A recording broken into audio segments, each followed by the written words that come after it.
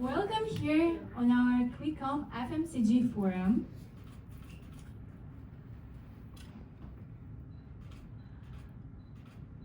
It's such an honor to welcome you here today. So, my name is Paulina, and I'm that person who you might know from all these WhatsApp notifications. And yes, it was not an AI chatbot. So, I'm responsible for marketing and growth of IDRF. And today, we have prepared 2 hours of intense learning about quick commerce and FMCG. So, first of all, I'd like to say thank you to our amazing speakers, because in that industry that is always on the move and never sleeps, your presence is what really matters to us. And thank you for being here. So, our agenda for today, we're going to have a keynote speech by our country manager, Olga, then a panel discussion moderated by our incredible Mohammed from Arla. Then we're going to have a keynote speech by Idem, our superstar of the forum today, and then a panel discussion moderated by amazing Valet from Colgate-Palmolive. So let's get started. What is IDRF and why we're here? IDRF is not just another event from the calendar that you come for networking. It's a global community that aims to connect both retailers and brands, 2 very different sides, to connect and grow together. And our goal is to put the right people in one place and let ideas do what they do best, move markets. So, we have some great numbers that can tell one part of our story. We have already hosted 100 events with more than 5,000 participants from more than 300 brands, including Fortune 500 companies. We have 400 e-retailers in 6 countries around the globe. And overall, we have 1,700 representatives in our community, where people not only discuss e-commerce, but also connect, share, and have conversations. But this is only one part of our story. And the most important one is that we connect people. And this is not only industry events, we also have informal gatherings where we chat, share ideas, share what's working, what's not. For example, our recent event, an iftar dinner in Dubai, and also we had some informal gatherings in Jakarta and Mexico. And besides that, we have our signature event, IDRF Awards, where we celebrate the innovation of the industry and give awards to remarkable people from e-commerce. Some of you have already participated, and we're looking forward to seeing you and more of you on our next award ceremony in January. And we're very lucky to have incredible experts in our community. And we'd like to say thank you to all the people who helped us with our recent initiative, which is an e-commerce landscape map, our first version that can help you navigate through this dynamic, big market. And you might have noticed some white tubes near your seats. These are them. These are your examples. Please feel free to use them, to put them on your walls, to open them when you are thinking, when you have some industry questions. Yeah, it was a very intense work. Should be very helpful. And I just want to leave you with one thing today. this forum only works when you make use of it. Say hello to someone new, exchange LinkedIns, share ideas, because what really matters to us is new people from the community, a handshake between competitors, a new game-changing deal, or even just a great conversation. And feel free to join our IDRF community, where we keep everyone stay on top of trends, because this market, I have to be honest, it's really insane, and what's happening now is crazy. And now I would like to invite to the stage our CEO, Yuri Shishkin, as an AI expert and someone who knows what's happening right now, what's trending, and to discuss what are the changes in our company.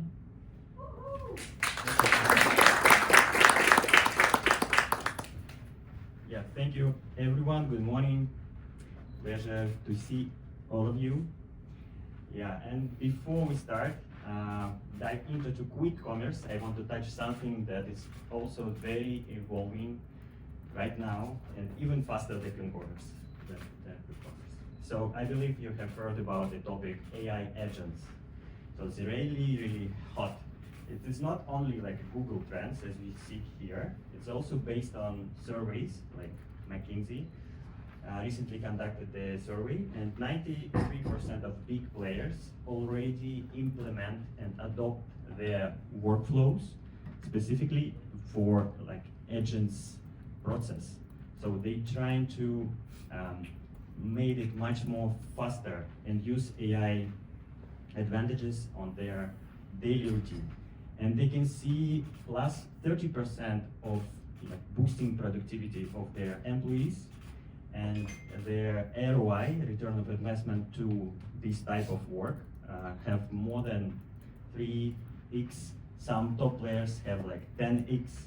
So my first message to you, please take advantages of AI agents, please use it and implement.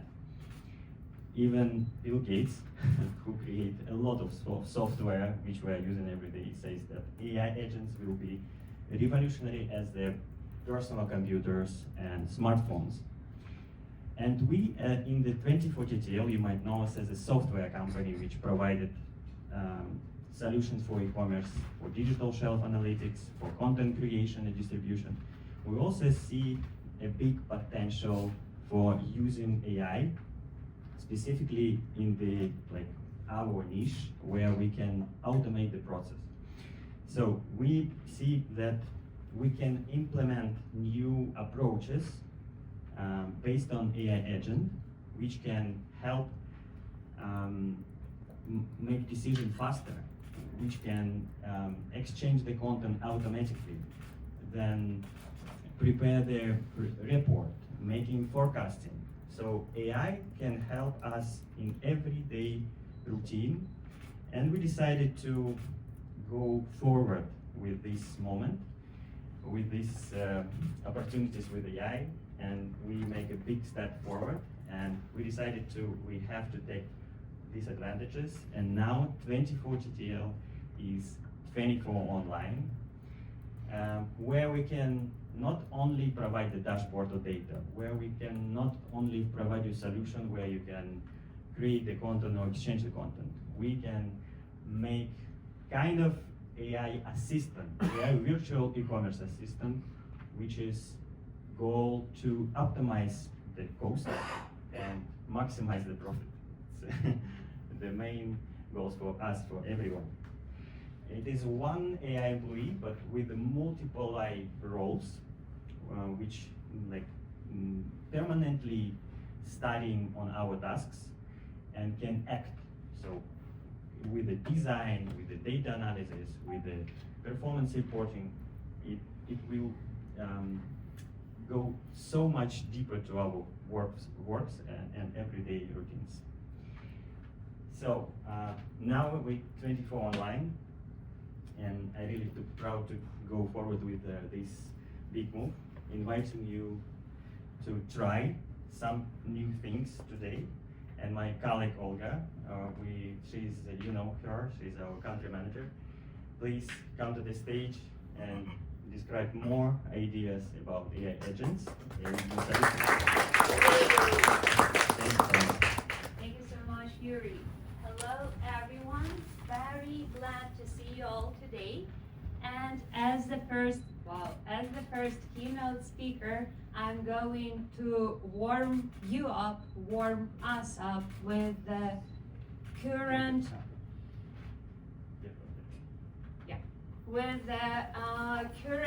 QCOM market trends and how this sector is evolving here in the GCC region.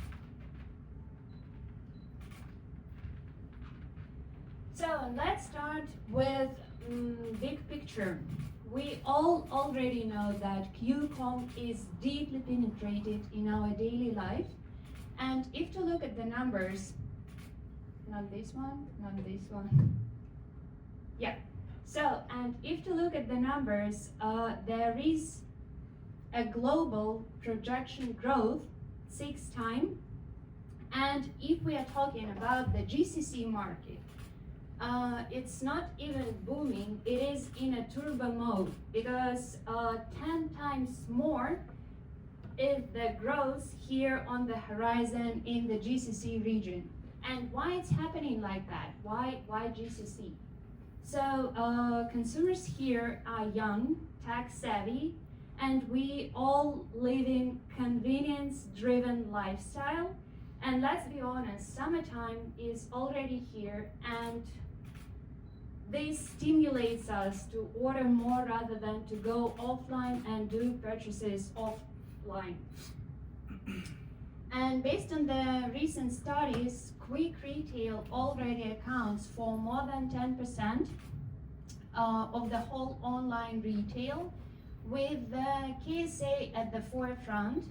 And if to look at these numbers, it's only growing. And what are the key drivers for this growth?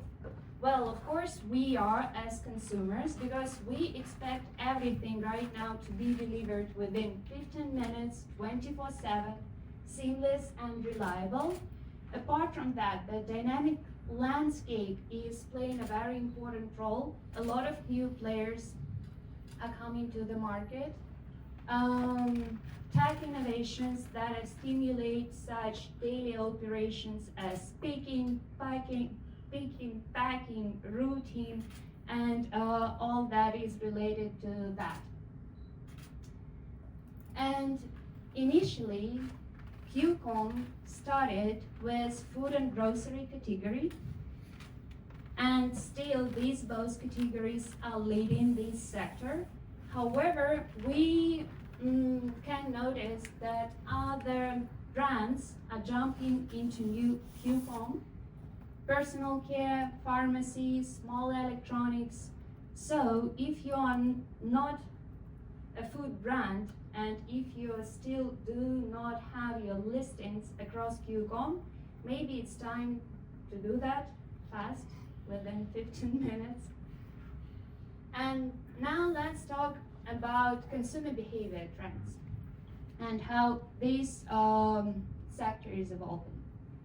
We started to order less but more frequent, and it's very understandable because each of us shopping more than 2 times a day or 2 times a week, even a day maybe someone. So in this case, we are shifting from this traditional pantry loaded approach into more precise purchasing. And this how the basket shrink look like. Yeah, I believe it's not a big surprise. So due to this trend, brands are reconsidering their product pack size, and they are going to smaller packaging.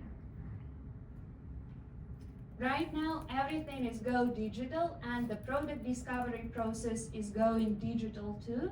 So more than half of all GCC shoppers, and not only GCC but global too, prefer to do their product discovery process online. And what does it mean for brands?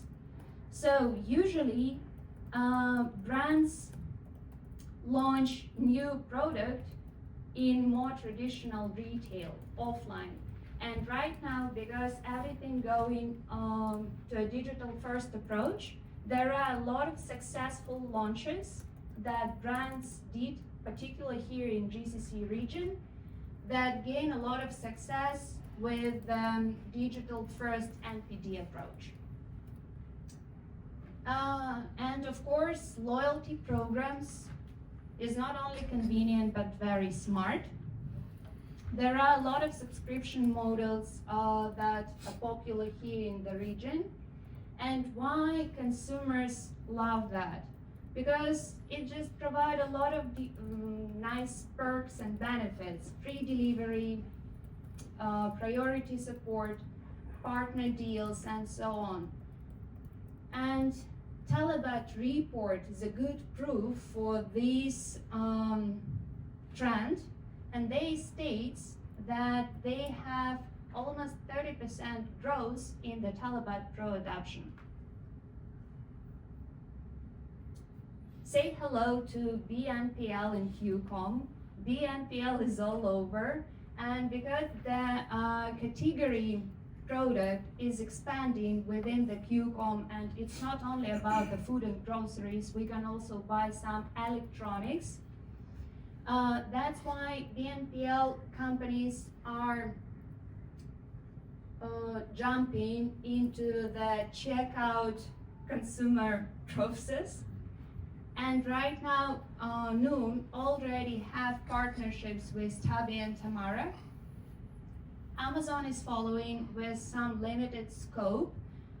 You can only pay with BNPL for some particular scope of categories.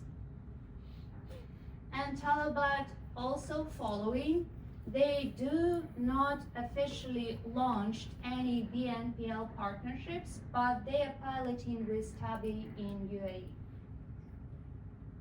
And sustainability matters more than ever. We are ordering more, but we consume the same. And in this case, it's more packaging, more miles, more footprints. But the good news is that we are ready to take responsibility. And almost half of the whole GCC consumers are willing to pay more for a sustainable product and are willing to engage more with brands who have sustainable approach. And GCC QCOM is booming, and that attracts a lot of global attention. Let's see who just recently entered the market. Amazon now, of course, they launched a pilot in January with limited coverage, with limited hours. However, there are no doubts that this entry will make some changes and will make some buzz in the long run at the local market. Amazon came from west and Kita came from east. A very huge Chinese QCOM platform that is considered top 2 in China. They do have a lot of expertise, and with this expertise they were able to capture already 10% of the whole QCOM market in Riyadh within 4 months. And Kita Saudi's fleet reached 15K of riders just also within a very short time period. And they have very ambitious plans to expand towards UAE and Qatar. And last but not least, Egyptian startup that is scaling quite fast. They entered Saudi recently, and they have a very serious backup by investors like Global Founders Capital and Riyadh Ventures. And also they already built up some expertise by delivering 40 million items to 1.4 million users for the last year. So let's do not underestimate them. And now let's talk about the main players who are dominating the market. Not a big surprise for you that Deliveroo is taking a leading position, and they're focused on more premium, not audience, more premium focus, let's say. Apart from that, we have Kareem Quick, and Kareem Quick is, from my perspective, it's very convenient application because you can get everything within this app, not only food, but also a taxi, also you can pay someone. It's just like super, I'm a big fan of Kareem. So it's a super app. It's where QCOM meets super app. Apart from that, Noon Minutes, of course, they are expanding really fast in terms of dark stores, and I know for sure that the amount of dark stores doubled only for the last year. And the main leader here in the market is Talabat. It's not a big secret. We do not have public open data about the GMV of all the players, but if to do a very simple math, based on the publicly available GMV of Talabat, we can definitely say that Talabat is 100% a leader. Also, we did some internal survey with our clients, and based on this survey, we created this estimated QCOM market share in the UAE. Yeah, but what I want to keep you in mind that once again, it's our internal research. And if in terms of revenue, Talabat is leading, when we are talking about the dark stores network, definitely here UAE Noon is the absolute leader. And if you will scan this QR code, you will be able to see Kareem Quick, Talabat, and Noon Minutes dark store spin within the interactive Google map.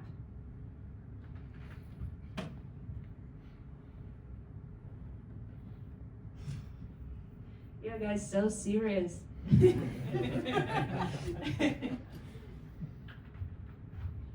Okay, and right now let's talk about some use cases that just recently happened in this region. And QCOM, it's not only about the retailers, of course, it's a great playground for marketing activations. And why it's like that?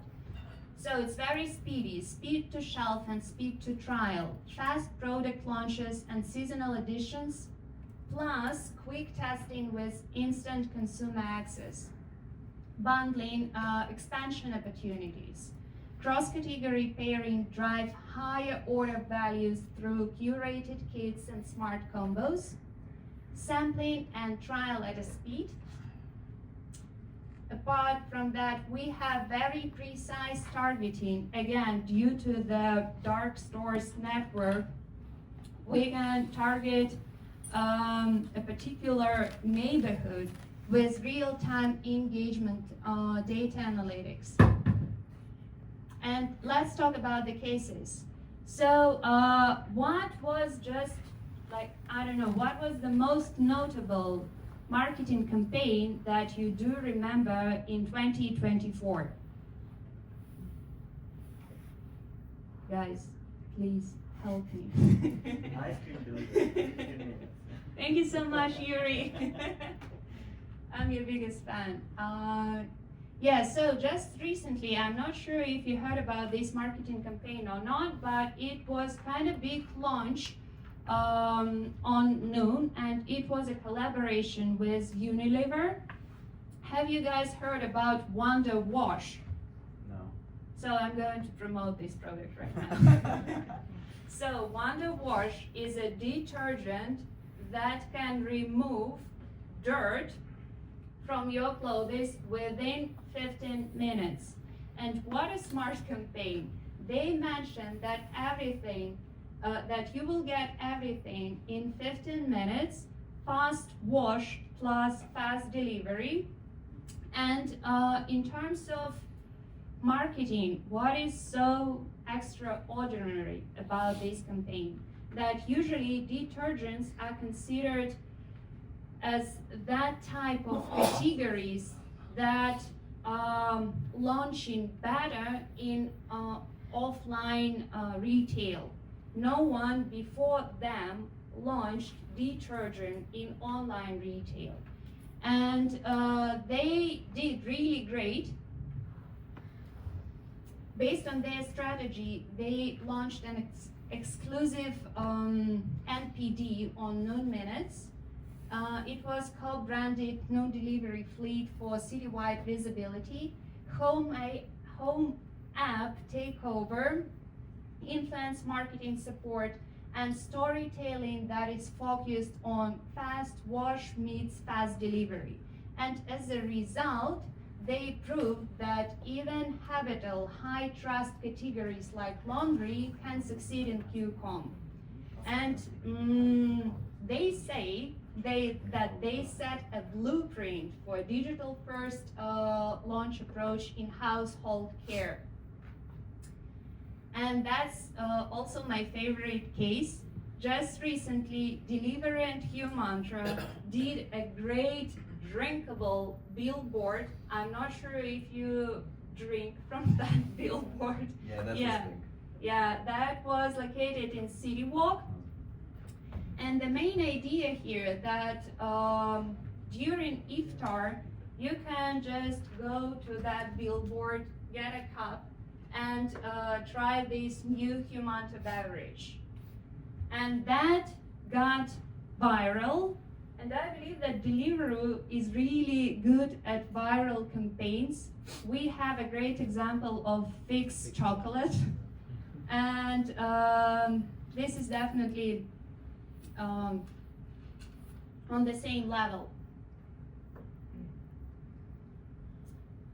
And one more great example, it's not local example, and this is the partnership of PepsiCo and GoPuff. They launched a campaign for students who were in the mid of their finals as some sort of emergency and recovery kit, not to die within the finals. And as the result, they achieved 22% increase in PepsiCo product sales on GoPuff during final week. And the last campaign that I want to show you, recent launch of Heinz and McCain on Talabat, sharing is pairing. We know that sharing is caring, but here they go to sharing is pairing. So the objective is to drive cross sales by bundling complementary FMCG products.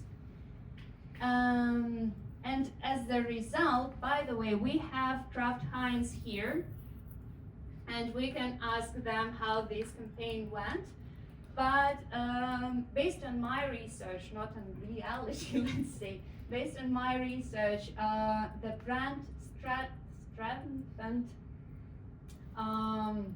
the connection between Heinz and Fry's moments. And if we are talking about the brand marketing activations, I just want to ask you what KPIs matter most for you in terms of marketing campaign outcome. And right now, I want to do a very quick survey. I'm a big survey fan. And please follow me.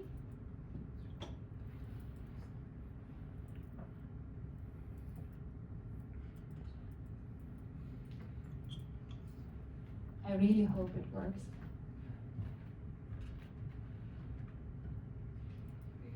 Okay, guys, please scan scan the QR code. Yeah, all good? Yeah. And now let's go to the questions.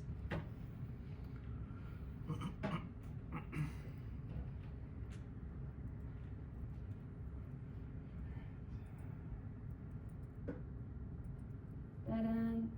So we did a check, that's why already one vote is there. Can you guys see the questions on your phone? How is it going? All good? Yeah, and I can see the first votes. Amazing. Yeah, thank you. Hurry. Sales volume is leading, of course, because everyone is super concerned about financial results and financial reports. Okay, we have some doubts, but please, Maria, let's go to the next slide. The next question is, how often do you monitor QCOM performance KPIs? So weekly is leading. We only see reports when platforms send them. Weekly, weekly, weekly. Da-da-da-da-da. What a fierce competition between weekly and monthly. Okay, so weekly is definitely the most common answer. Let's go next. How confident are you in tracking your brand's visibility on QCOM apps? I'm very confident, somewhat confident, not confident, and we rely on platform teams. Da-da-da-dun. Okay, people here are very confident. That's amazing. That's very good to know. 55%. Very confident, and let's switch to the next question, which is, which KPIs do you think is the most underestimated but crucial for a growth? Out of stock rate or availability? Of course, because if you are not in the room, no one will never buy you. It's about searchability, scrollability. Okay, cool. And let's move to the next one. Do you currently track stockouts by location or dark store? Yes, with internal tools. Yes, with platforms. No, we do not have access to that yet. We get high-level alerts only. I just recently talked to one of my clients and I asked her this question and she told me, like, to be honest, sometimes I'm just calling my friends in different neighborhoods and asking them, Oh, wow. and asking them to check if my products are in stock or not. Yeah, so there is definitely some struggle regarding this matter. And let's go to the next slide. When your brand is in QCOM basket, what's the average uplift in average order volume? 30% or more, from 10 to 30%, less than 10, no change. I'm not tracking it currently.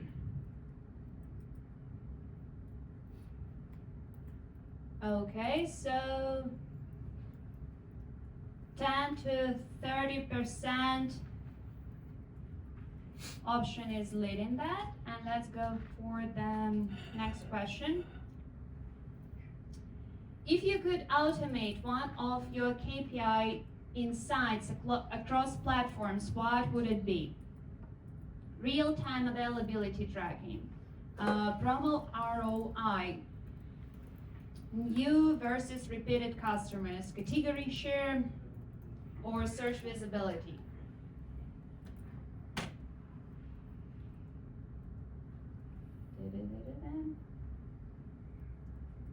Okay, and and we are done. So we will definitely use this survey. Thank you so much, first of all, for conducting it. And we will use this survey to do some next reports that we are going to announce in our community group. And let's jump back to the presentation.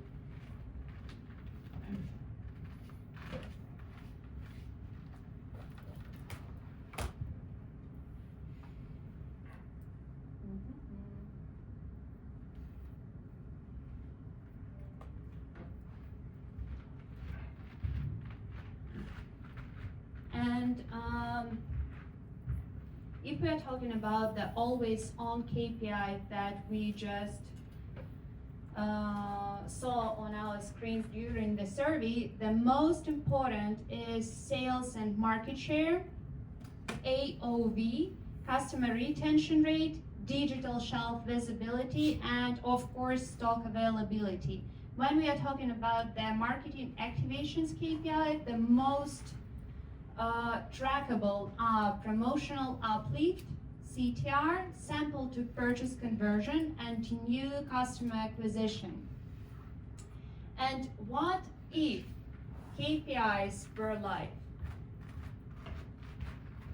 Let's be honest, it's quite tough to stay and to be focused on all of that metrics in order to perform really nice through QCOM channels, stockouts, missing or outdated product content, lack of visibility, price mismatches, no single source of truth across Talabat, Noon, and Karim.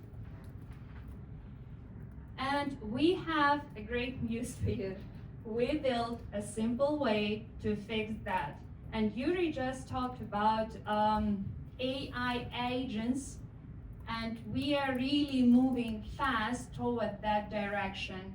And one of AI agent that we just recently developed is focused on QCOM channels particular.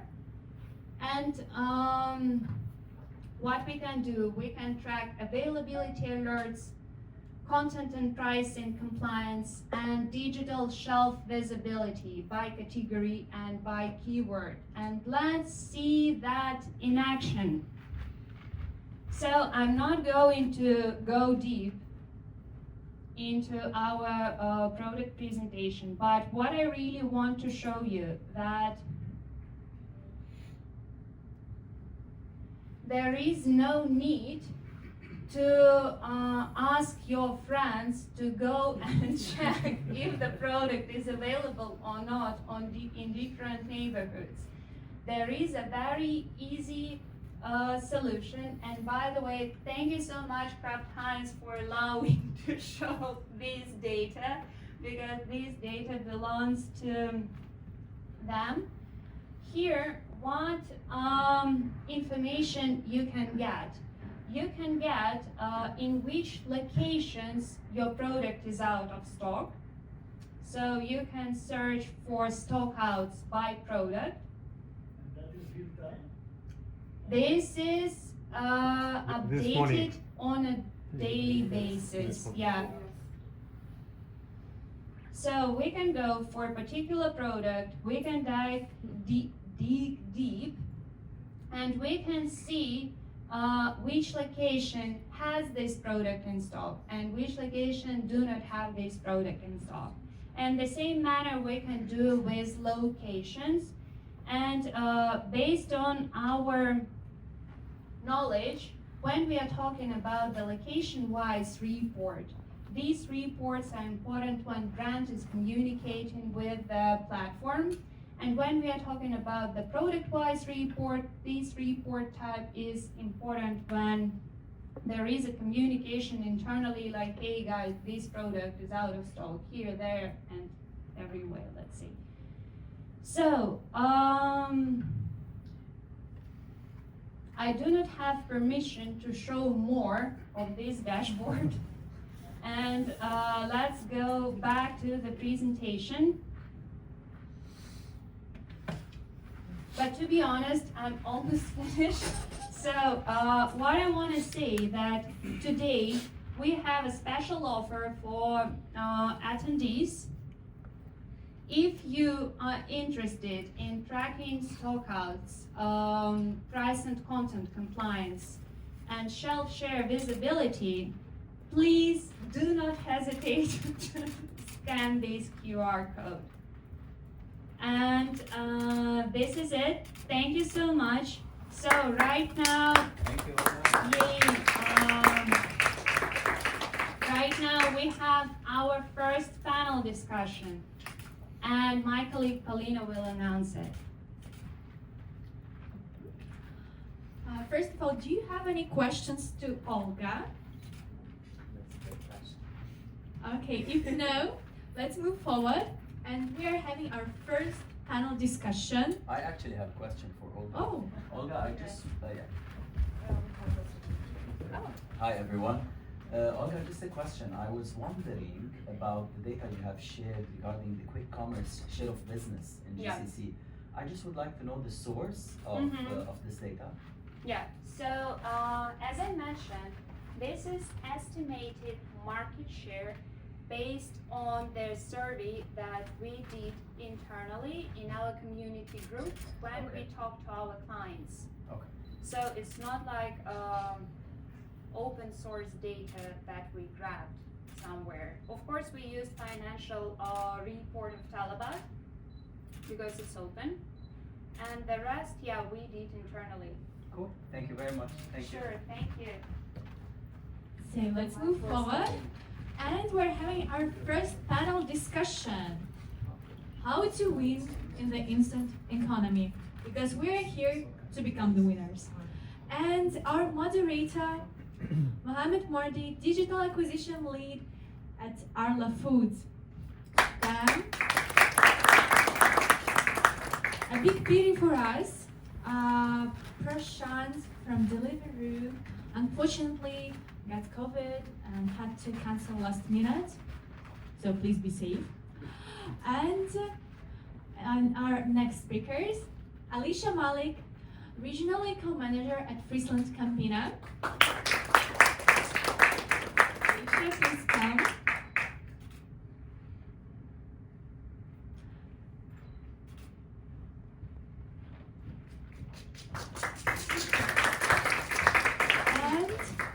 Anirudh Sharma, E-commerce Manager at the 31 Minutes, the famous Chupa Chups.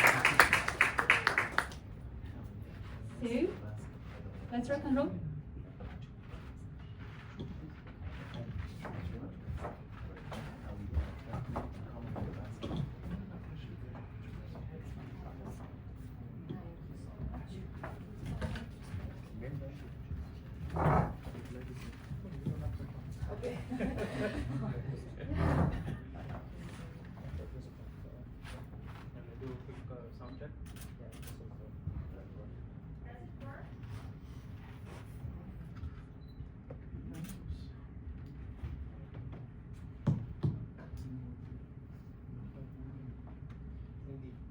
Mic that he has from This one. Is this working? Yeah, we can.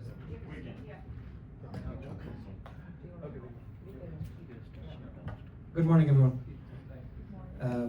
So my name is Mohammed Mordi. I'm the Digital Acquisition and Retail Media Lead at Arla Foods. Before we start, I would like just to share a quick story that I wanted to share in such event. So 6 years ago, almost 6 years ago, I was watching a Netflix comedy show, a comedian called Ronnie Cheng. He was talking about the customer behavior and in the US when it comes to online delivery.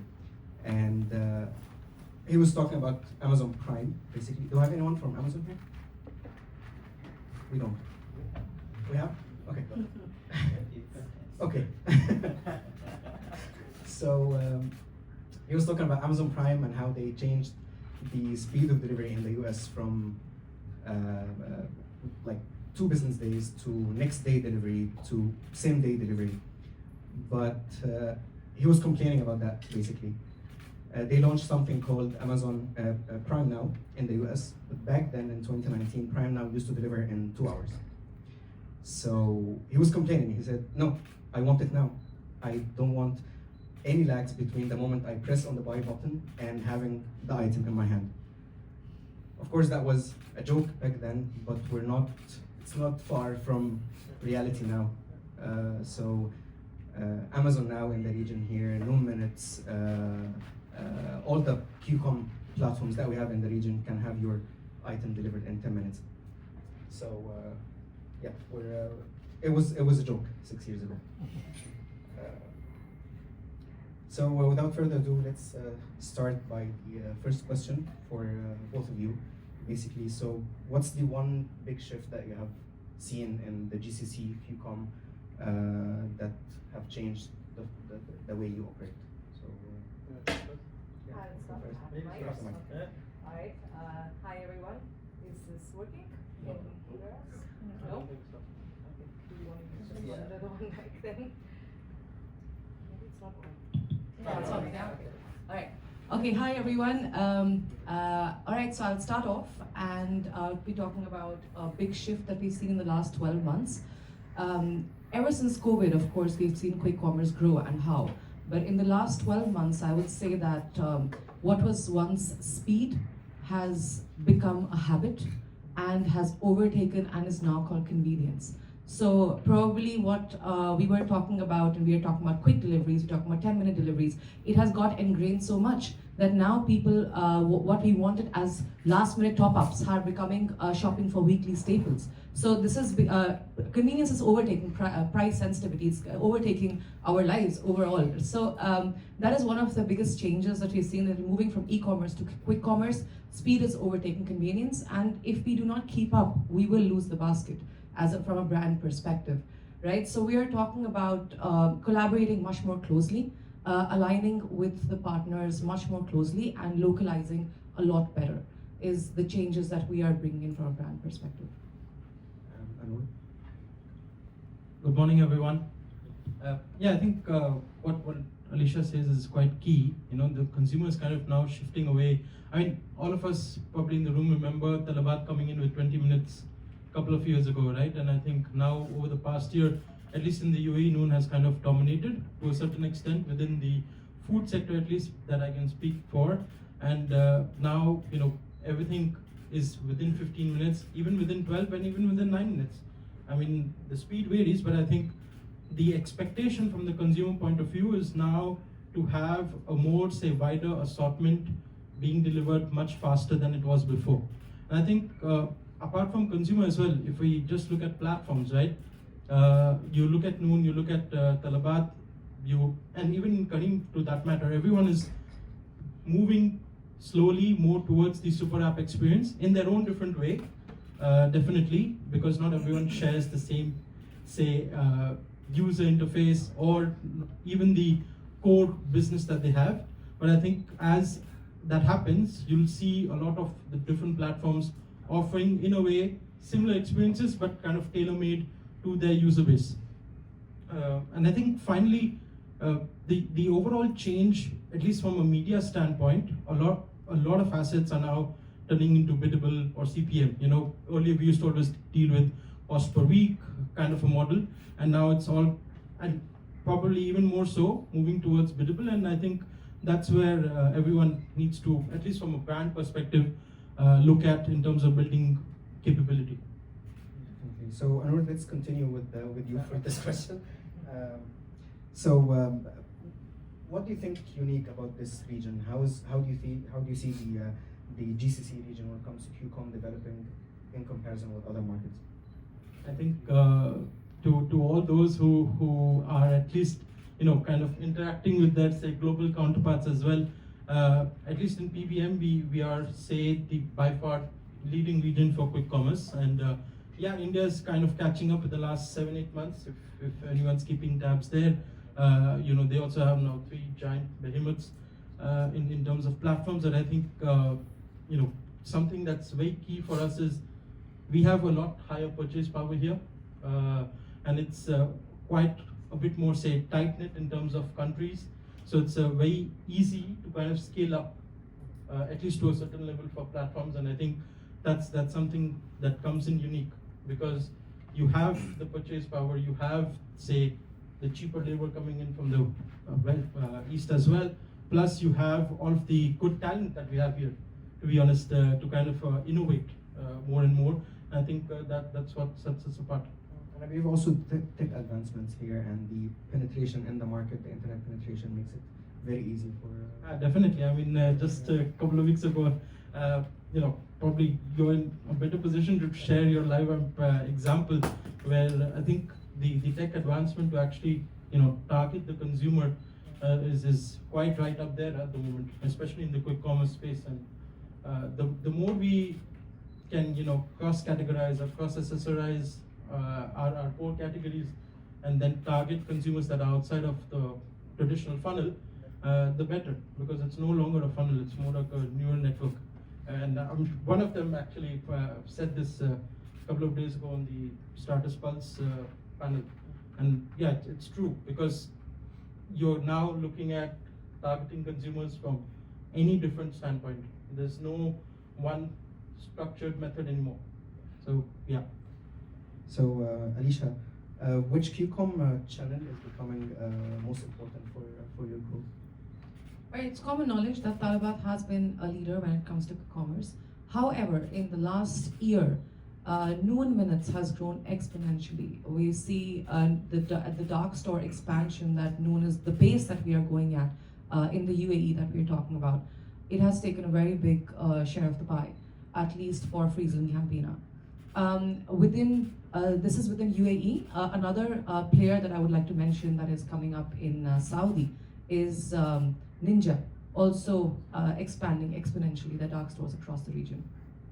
Very good. Let's continue with you also. So from your point of view, which one partner you value is valuable more than other? I know you mentioned Talabat at the beginning, but is Noon now being more valuable in your business? It is definitely, the contribution is increasing, 100%. The contribution is increasing. They are also more strategic. If you talk about, not saying that another isn't, but they are getting more strategic in their approach and looking at building the brand as well, along with just providing the delivery service. So definitely they are, the contribution is increasing and the partnership is also nurturing. We move to Anur. So how do you future-proof your QCOM strategy, knowing the new platforms and tech and all of the new partners that keep joining the market? I think here, at PVM, we are not the expert in this, to be very honest. I think there are other companies out there who do it better, slightly, but I think it all starts with the vision, to be honest. And Bashar from Fine, he actually quoted this, I had a one-on-one discussion with him, and I think that really holds true, to be honest, because you need to outlay a vision, at least 3 years, 4 years. I mean, we all do that as a business, but we need to also think of it as a landscape, and then really look at, okay, what could be, say, the dominating factors that might, say, impact, in the next 2-3 years, that are probably already happening in, say, other countries or other regions. When social commerce is one that's definitely going to come in at some point in time, and I think it's all beneficial for us if we keep an eye out for that, definitely. And I think more so on the platforms part, Saudi is still a huge market, still probably apart from Rabbit, even Breadfast will come in at some point hopefully, and as they expand, probably even something more Saudi grown might come in. So yeah, maybe UAE is a bit more, say, saturated in terms of new platforms coming in, but I think Saudi will definitely remain. We look at South Africa also. South Africa is definitely another market that will usually scale up. So I think that way, to have those fundamentals at least set in from a brand perspective, so that a step-by-step plan to a certain level that you can go in and implement with any new customer. And then obviously, depending on their platform strategy, you kind of cater your strategy, and build up a plan to actually scale the category for them. Depends on the proposition that you're trying to offer. Okay, so moving on to Alicia. So Anur said the UAE market is almost saturated, but we've heard from Olga here that more players are coming to the market, be it Kita or even Saudi with the Rabbit and Breakfast maybe in the future. But do you think there will be more collaboration between platforms or more competition being in those markets? Absolutely. So competition is fierce. There is no doubt about that, right? If you talk about customer acquisition and customer retention, competition is always going to be part and parcel of the package. We will always see speed and pricing being areas where competition is never going to fall behind. And because of this, I think we're going to see a lot of innovation in tech. We're going to see a lot of, in fact, actually also building on a priority partner, say in terms of a strategic partner. Customers don't only want speed; they want the whole package, right? So we want we want a full brand experience in under 10 minutes. We want a brand experience delivered to us, not only a product delivered to us, right? So considering that, we are going to see a lot of innovation in the name of competition that is going to always come in from these platforms, and that is going to be great for us. It's going to be great for shoppers. It's going to be great for brands. It's going to be great for platforms themselves. And at the same time, on the flip side, we do realize that partnerships do bring efficiencies. So if we look at collaboration, I would rather call it strategic collaboration, right? That's also something that on the other side, if we talk about logistics, like if we talk about logistics, we talk about last mile delivery, we talk about even shared warehouses for that matter. So in terms of cost and optimization for efficiencies, we might see strategic collaborations come into place, but competition is always going to be a name of the game. Probably a bit longer term, but might be down the line we will also see a bit of consolidation. Okay. At least that's the way I see it. That's the way it's been happening in say other more developed markets. Probably not in the next couple of years, but 3 to 5 years down the line, definitely there will be some sort of consolidation happening because at the end of the day, we are still a 10, 11 million population, at least in UAE. Saudi, it may not happen because there's a much bigger base. Well, yeah. And more acquisitions maybe. So with the InstaShop acquisition, so maybe that will happen in the future. Do you want to add more to your point?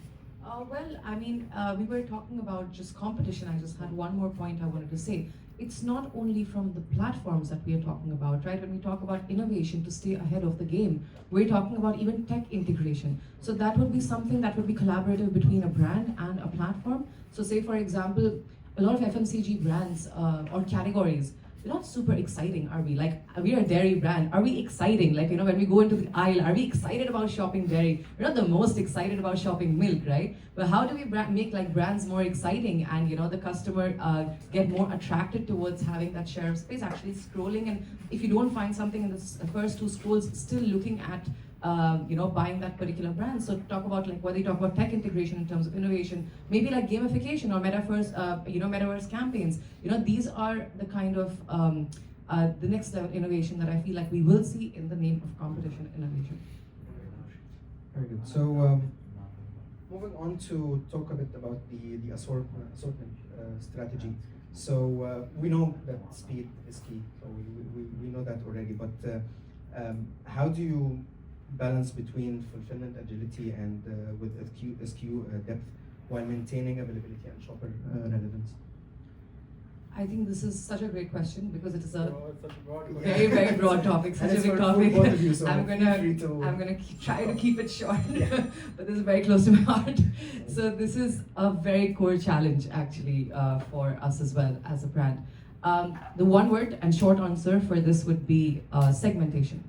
I think tiering your category into where we talk about, say, a core range versus a long tail.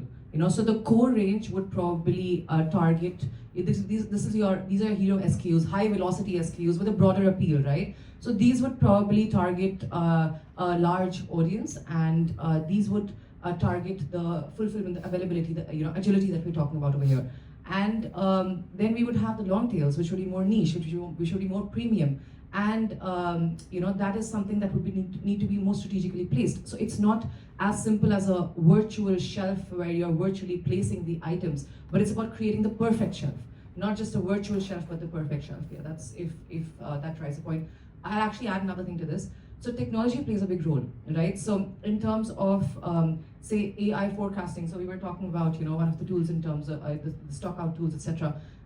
In terms of AI forecasting, demand forecasting, not only being able to track the stock, but being able to forecast the stock, so that we are actually got the right stock, because there is a limited shelf space in the quick commerce where they're not warehouses, they're dark stores. They are smaller shelf spaces. We can't just stock up our entire inventory. So in order to maintain the agility and the fulfillment at the same time and be relevant, okay, in terms of relevance, if we talk about maybe some limited drops, limited editions, curated bundles, we can these can target relevance, right? But having not overinflating your demand and having the right stock while not building unhealthy inventory is something that tech can help us keep up with. Amazing. And speaking of AI and predictive analysis, and back to the stand-up comedy that I've watched, he took it further and he was saying, okay, why don't we have Prime before? So give it to me before I even want it. So use AI, predictive analysis. I feel like he was more of an e-com visionary rather than a stand-up comedian. But yeah, so I don't know if you want to add to this point as well. I think convenience knows no limits, right? At least the comedian didn't. Yeah. No, I think I think at least a bunch of us here in the room, we are all more sales driven or media driven or marketing driven. What we really need to tackle that is more of a trade marketing lens.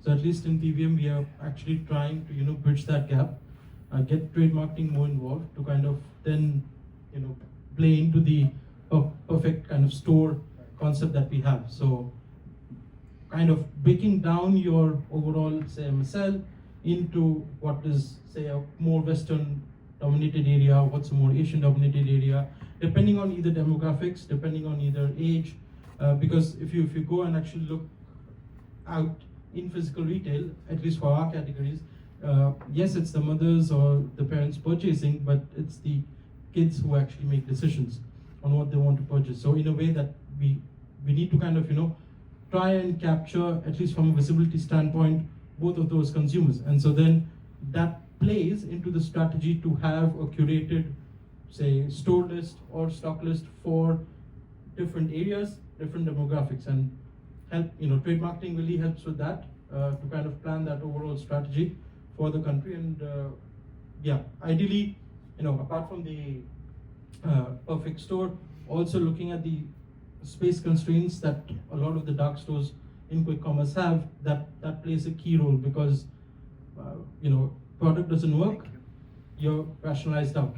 I mean, a lot of us might have faced that with Kareem specifically, with the store space, and yeah, that happens. So to try and keep that relevant and increase that penetration, either you ensure and you kind of come up with a great plan for the platform to kind of support all of that range and ensure that penetration keeps up. So I think that coordinated strategy, multi-touch point with trade marketing lens really helps. Very good points. Can I ask a question? I believe that was, anyways, the last question that I had with the panel. So if you have time for Q&A. Yeah. I don't think that is okay. So hi, I'm Sanya. I work at P&G. Actually, I found what you said very interesting about how you segment different stores basis locality. My question is more on the how. Like, how would you segment basis ethnicity, Asians, Arab expats, locals? How would you segment it? Is my first question. The second one is linked to that. Is there also an income classification possible on stores? Because that would be very interesting to kind of drive your premium portfolio in certain localities. Maybe focus on your mid-tier or your base tier portfolios in certain localities. So those are my two broad questions. I want to understand a little bit on how, if you're doing it already or if you are in talks about it, what platforms can offer this and exactly how would you kind of orchestrate this? What targeting would you use? I think there are two parts to it, right? At least the work that we have done internally is, one, you need to at least know from a total country perspective, do a lot of research into the consumer habits, into these classifications of income, into say area or locality wise, who's the consumer there, right? And then there are multiple research companies that can help you do that. Apart from that, at least to kick off would be to actually pick a partner platform, and go to them and say, we have this kind of data, can we actually start using it into, say, more broader strategy-based discussions? And not only MSL, yeah, but even in your overall yearly plan, even in your targeting visibility, even in your, say, promo, you can always look at all different key points and actually try and incorporate that. And I think on the range especially, it's at least for us at PVM, it's quite evident where the consumers are and what they prefer, because we play in many different sub-segments, lollipops, jellies, etc. So chewing gum. So that way, it's quite evident, which consumer plays a bit more. And I think at P&G as well, because I was ex-Transmit, it's very easy to kind of spot which platform is driving and what kind of consumer there is. And obviously, when you tie up with the research, it becomes very clear and evident, at least to a certain level of classification, what we need to target at. Any more questions? Yeah. It's okay, I can reach. You guys mentioned that Talabat is the market leader. Olga, she mentioned the same. But I don't think it's the market leader anymore. Noon has already overtaken Talabat in revenue. And another question is about the growth of Noon. The way they are growing is crazy. Opening 5 to 6 dark stores every month. They are pouring a lot of money into this business. But is it sustainable? Is it, you think they will sustain, they are profitable, or they will maintain the same growth in coming years, or they will stop? Third question is about Kita and Ninja coming into this market, or maybe Snunu as they are booming in Qatar and they are entering in Saudi market. So I would like to know your thoughts about it. Like UAE, it's I feel like because Drops, when they came here, they are number 2 in Kuwait. They were not able to sustain here and they wind up and they left. So don't you think these players that are here will not allow anyone else to come? We are seeing that Amazon now, still now the numbers are very shy. They are not doing well, and they have different teams managing e-com and Q-com. So this gap is also like very difficult for them, and they don't know like what to do for now. They are lost, as per my experience. So I would like to know your thoughts. Okay, that's a great and a long question. So just to answer the first part of it, where you spoke about Noon taking over, you're absolutely right. I think I also mentioned it in one of the parts of the conversation, saying that Talabat is the known leader. However, Noon is taking over. The contribution has increased, the number of stores that they're growing at, it's exponential. I'm also going to I'm going to answer this from a different perspective, from a different point of view, because I'm also ex-Noon. So I'm currently a brand, but I'm also ex-Noon. And I joined Noon when it was just noon.com. This was over 5 years ago when Noon was just a pure player. Sorry, I think you were managing perfumes, if I'm not wrong. In Noon? Yeah. I have managed all categories at Noon. I mean, this is how dynamic it is, a startup and at the beginning, and how it was. So I was there for 3 years. And we started off with, I was a part of the team that was actually hired to launch what was called grocery at the point of time. And that was the next day delivery. We had the FBN model, the retail model, etc. And then we moved on to minutes. And now it's a super app, right? Now it's been over 2 years that I've been on the brand side of it. And I'm looking at it from the other lens. And looking at Noon grow into minutes, into even food, even there's a super app that it's actually become. They have a different value proposition now. What was a pure player became, quick commerce. Warehouses became dark stores. And if you talk about sustainability on that front, I think they have a different proposition that they are offering altogether. They are not no longer offering those electronics, those refrigerators and mobile phones only. They have moved into a completely different proposition, and it is not a single proposition, right? So looking at that, I think they are serving what the market needs. They are serving the customer needs, and I can say from a brand perspective, when I work with them, I was also talking in the middle about strategic partnership versus tactical partnership versus transactional partnership. And I think they're also very data driven, right? So we're looking at, actually the shopper profiling. This also comes to, I think, one of the questions that you asked previously in terms of the shopper profiling, online versus offline shopper profiling, say whether it's a socioeconomic class, whether it is a particular demographic, particular region that we're targeting. Where do we get this data from? Actually, we get this from the platforms, So we see that it's a lot of data driven, intentional changes that are being brought, and it's working so far. Do you want to add to that? So I think probably not add to that because it's quite well covered. But I think the other question where you said that new platforms coming in and we're probably maybe not sustaining enough. Again, going back to that value proposition, I think it really depends quite a lot on that as to what are you offering to consumers that's different and that's not available in the market already. So I think, yes, there would be, say, new platforms definitely coming in, but then to get a stronghold or a foothold would be quite difficult, at least in UAE. In Saudi, yes, it can definitely scale up a lot more. Penetration will continue to increase. Even in UAE, by the way, penetration will continue to increase, definitely. But I think that will be a lot more platform-led or probably even brand-led to a certain extent. And yeah, I think looking at the overall, say, continuous cycle journey, I mean, even Ninja, for that matter, is expanding into other markets, right? So, yeah, you would have that expansion, but then to actually drive it long-term sustainably, that requires a lot more core focus from the platform itself. And to offer that different proposition is also a very tough ask. So, yeah, it's a more of a no definite answer there, but it's also, at least from a brand perspective, a bit more, wait and watch too.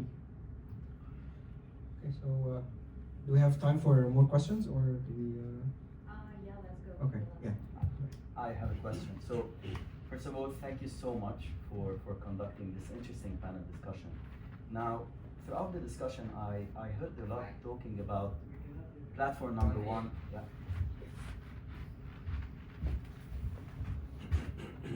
So I heard a lot talking about platform number one, platform number two, who's the biggest. Now, my question to you is, what is it more important? The number of transactions that the platform generates, or the ethnicities and the average order value that we get per platform?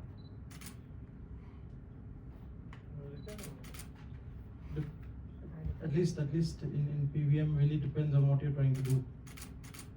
At least I would say that as a brand. In your mind, yeah. So what is it more important to you guys?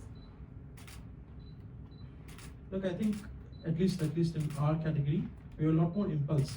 Impulse? Okay? Yeah. So then for us, to a certain extent, for something like a chewing gum, the reach becomes a lot, at a, say, more priority factor than ethnicity, so to speak. But whereas it comes to something like candy, then you really need to look at different segments, not only of who is targeting what, but also shopper behavior. Okay. So yeah, I think that would be the kind of split. So of course, I'm answering this from a brand perspective, not from a e-com platform perspective. And I think e-commerce for a brand, when you're an e-com manager, which I think a lot of people here would relate, the share in the brand is not as high as, say, like a modern trade or offline overall, right? E-com would not move the needle like a modern trade would. So what we're looking at through these platforms, in addition to your question being volume versus value, as if I understand correctly, it's not moving the needle in the value front, but being able to penetrate, say, the younger audience, being able to penetrate the market further, being able to reach, the market that, say, other channels probably would not. So we are looking at a different market, not cannibalizing the market, but reaching a different market versus a modern trade, versus a HoReCa, versus a wholesale, versus a B2B. So you're looking at a younger audience. We are looking at, penetrating a further audience. And to answer that, I think it would be volume over value. Okay. Thank you. Thank you so much. That was amazing first panel discussion. So, yeah.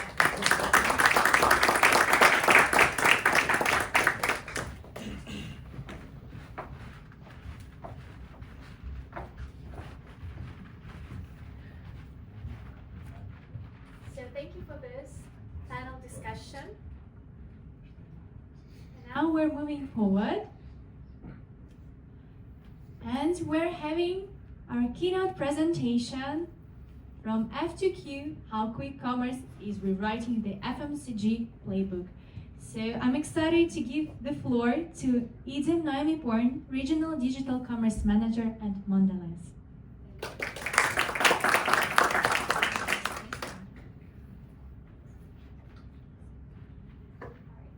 Good morning, everyone. Thank you for the lovely introduction. So my name is Eden Naomi. I look after digital commerce at Mondelez. Basically, what this means is day in and day out, I try to move this giant business to work with the whims of the cravings and the convenience that is digital commerce. And that's what I want to discuss with you here today.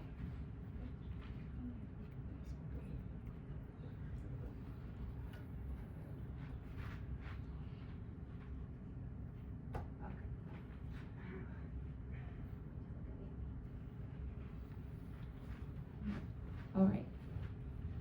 So my thesis is the F in FMCG is no longer fast enough. What I mean by that is the current ways of working, the way we plan for packs, the media, it's all made for traditional retail. And when we have product cycles that need to be in and out in 2-3 days, we can no longer compete. So we're being outcompeted by these smaller businesses and smaller players. So how do we fix that? And more importantly, how do we turn this into an opportunity for us to be able to move at the speed that is required of us?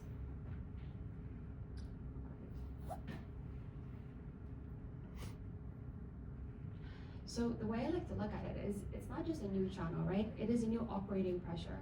Something that is evident throughout every and each touch point, whether it is on the creative side, whether it's on the product development side, whether it's even something as small as just the feedback loop of the data, right? So basically, how do we turn this entire thing around? Let's go. So I have put together what I believe are 5 highly strategic areas where we can shift to future-proof the FMCG business. Let's start with the calendar. So I don't know how many of you are currently still operating in calendars that were submitted last August for the 2025 cycle, but this is the first area where this entire thing kind of breaks apart, right? When you have trends that are decided tonight on TikTok, a weather shift, a cultural movement, a new ingredient that everybody's raving about, you're no longer able to compete with a calendar that is quarterly based. That quickly becomes a risk instead of a strategy. So how do we turn this around? And again, we're operating with big businesses where these calendars dictate everything, right? It is the budgets, it is the POs, it is absolutely end to end. So something that I would like to start building in my organization is a 6-week sprint cycle. So everything end to end, from the campaigns, the creatives, the discussions with the various retailers, decided end to end, and having these quick feedback loops, bi-weekly adjustments, quick dynamic offers, etc. So this is one area where we want to start, making that change. All right. Now, a 6-week sprint cycle, but how do we activate it? And I think we have seen a different funnel from every single agency that we work with, or from consultants, etc. So this is my way of looking at the funnel. The way, the understood truth of this funnel is, you build the awareness, which leads to consideration, and then hopefully you make a conversion at the shelf. But what do you do when all of this is condensed and collapsed and these decisions are made within seconds? Those baskets are being built in seconds, right? So you have to make your story, you have to make the visibility and the availability absolutely everything. So your SEO quickly brand becomes your brand equity. Now, this is not a new thing, so bidding on search and you're working on your availability and building on the awareness side of it, it's nothing new. But it just becomes that much more intensified, and it is a costly thing. But if you, so the way that I like to look at it is the visibility is your brand awareness, but so is the SEO. Okay?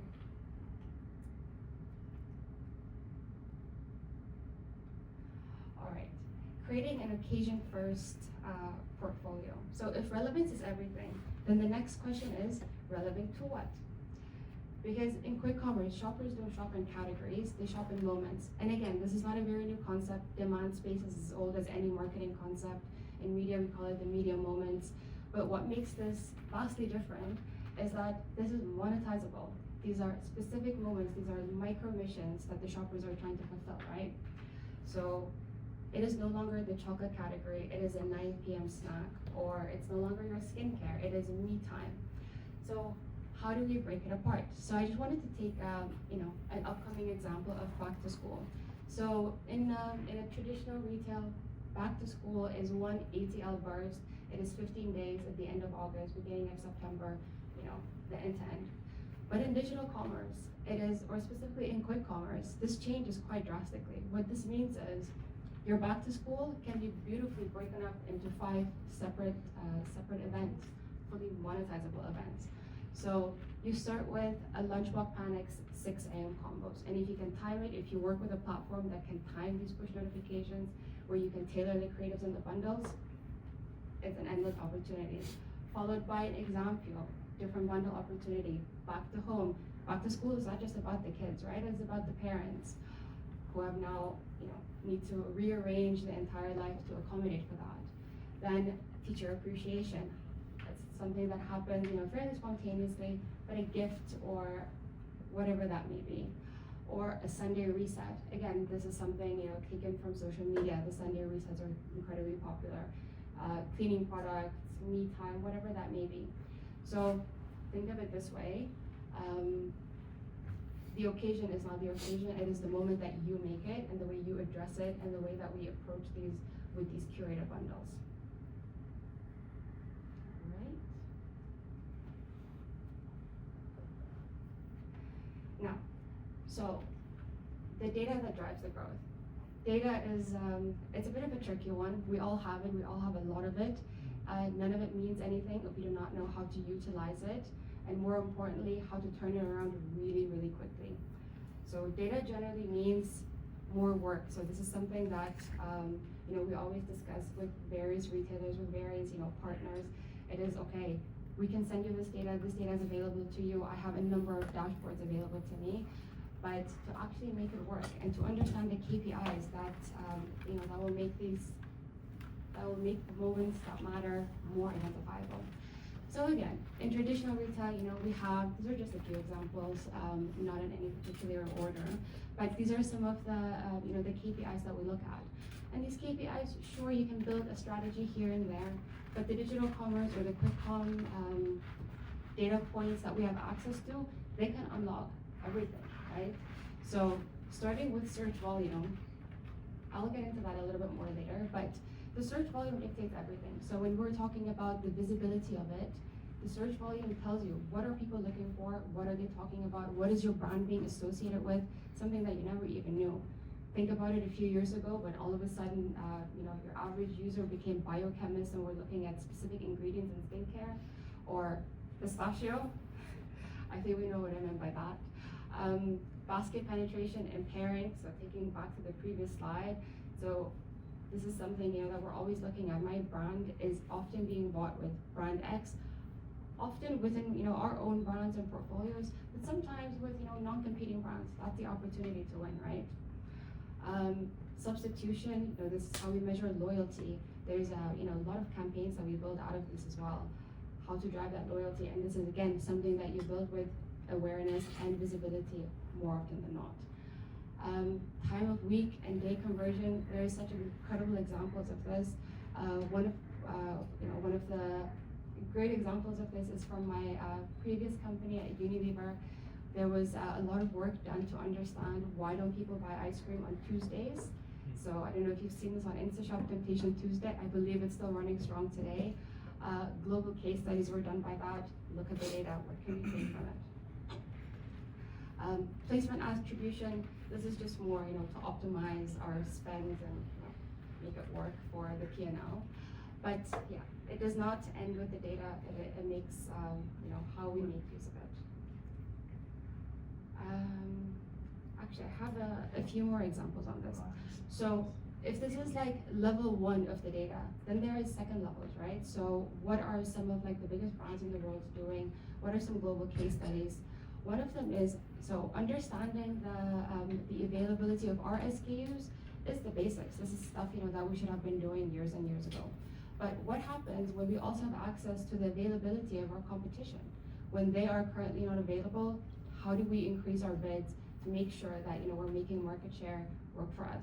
So increasing your bids on competitive keywords, those CPC costs, they now make sense, and there's a specific direction where we can take this. The second one is on search volume. Again, we use this to optimize our written content, our bidding strategy, etc. But how do we funnel this into the creative team? As I mentioned, stuff that they're talking about, this is the banners that you could be adding. This could be the hero images, the product description. So it doesn't have to end with the search and what it's primarily used for. And then last but not least, in terms of like the commercial side of it, understanding the promo elasticity. So working on your margins in real time. A 10% discount at noon as in like 12 p.m., a 10% discount on noon doesn't have the same effect as 12% discount in the evening. How can we optimize the margins in real time? What kind of data is available to us to make that happen? All right.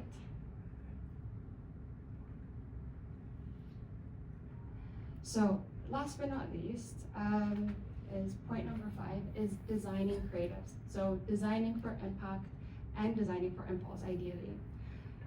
So we've spoken about speed and how speed translates from operations to everything else.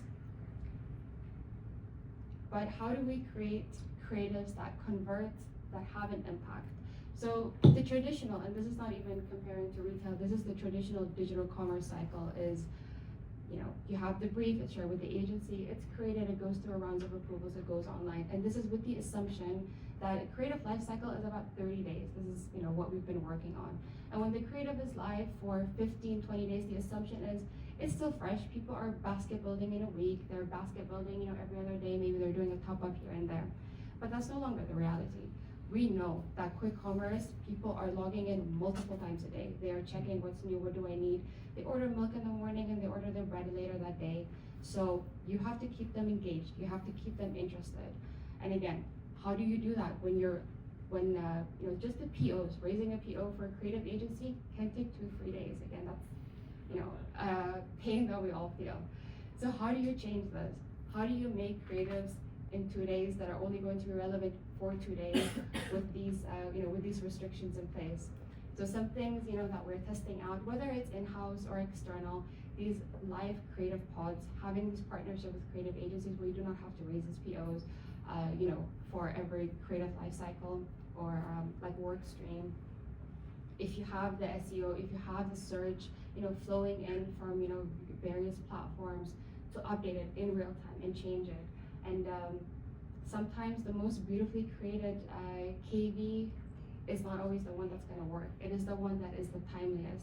Me asking you, just a simple banner with like a chocolate bar saying chocolate craving at 9 p.m. has a much, much higher conversion rate than having these beautiful purple campaigns, that the marketing team will come up with. All right.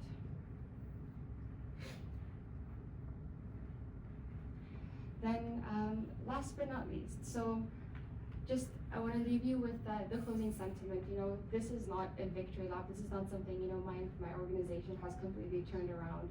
These are some things that we're working towards. These are internal ambitions, global best practices, and something that I hope maybe we can, you know, we can take back, learn from, and see how we can drive the industry a little bit further.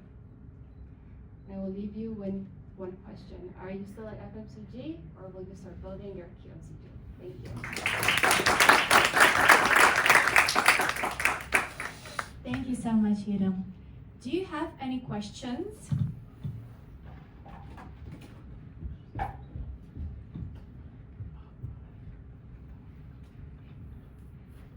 I do have one. Thank you so much for the presentation. I have a very basic question, and I'm from Basel.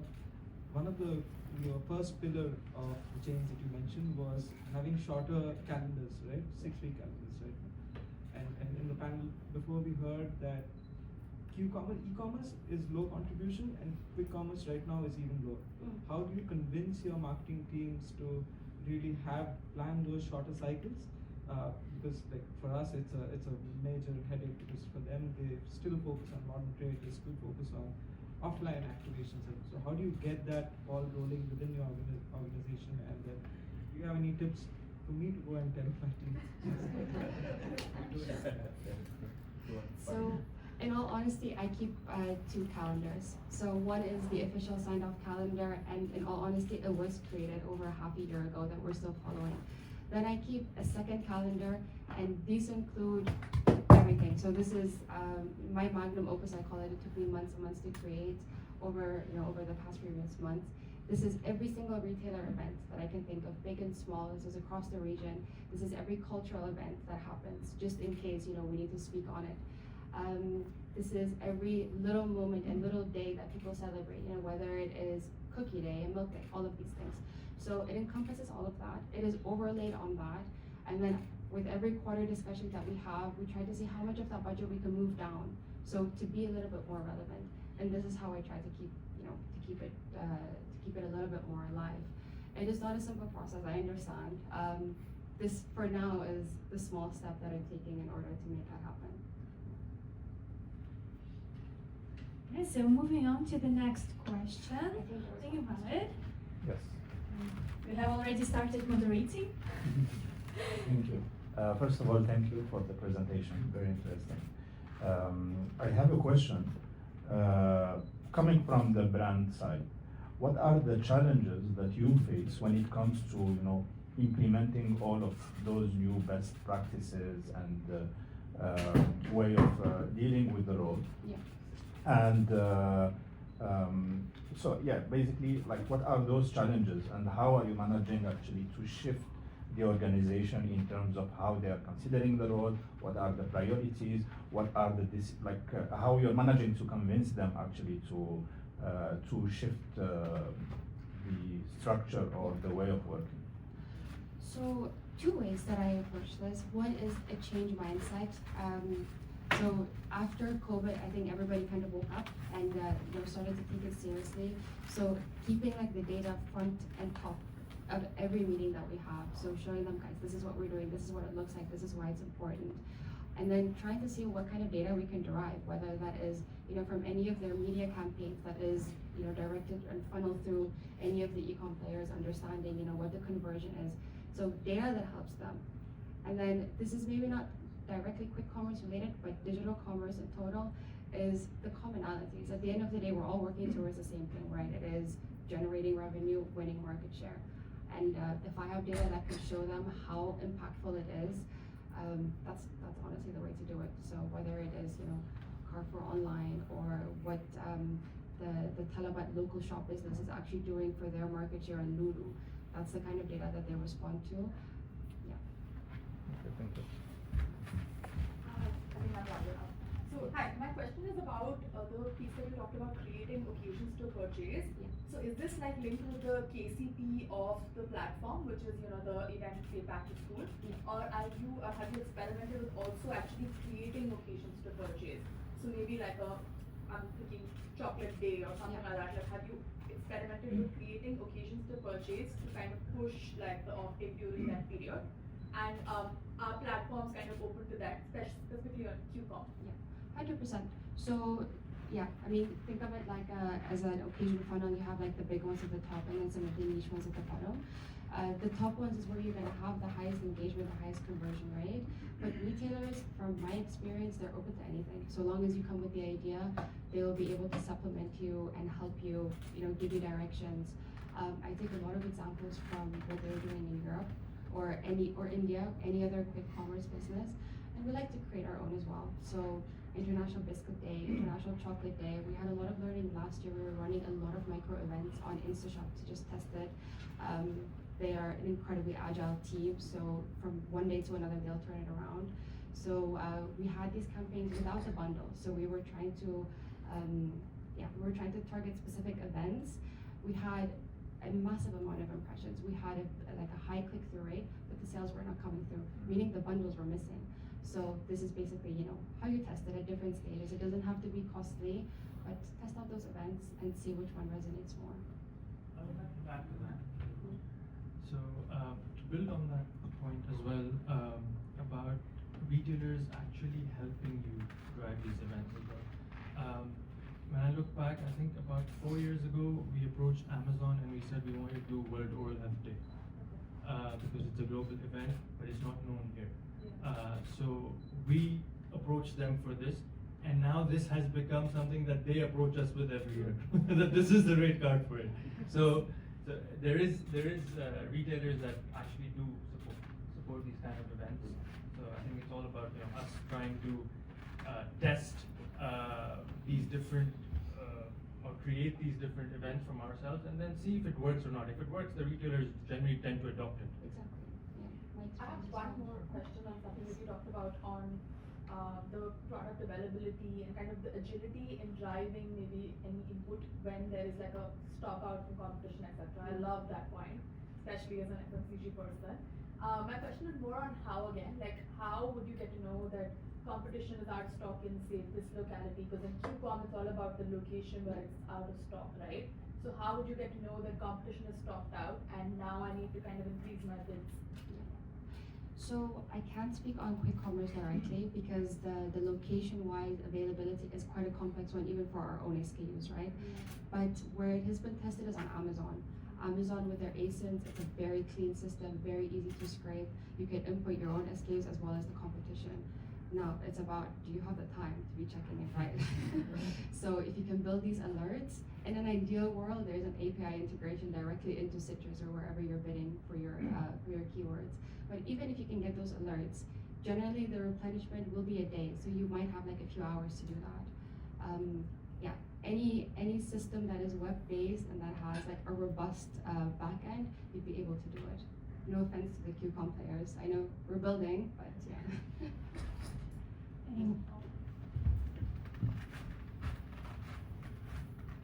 Hi Dom, it's Ali.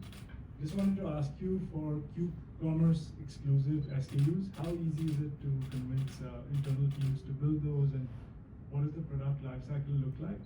I know quick commerce moves really fast and hence the word quick, but how do you dovetail and basically roll it out across different platforms?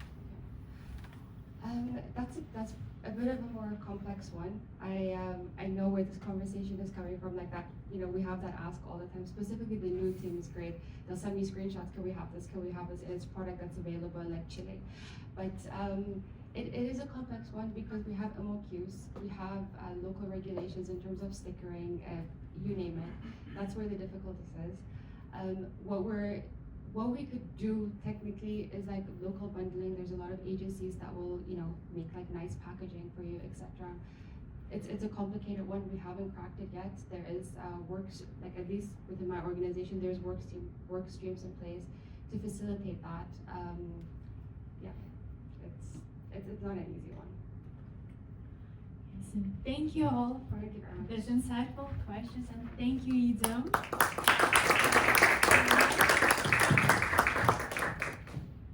We're moving forward, and we have our second panel discussion. Commerce at the speed of relevance.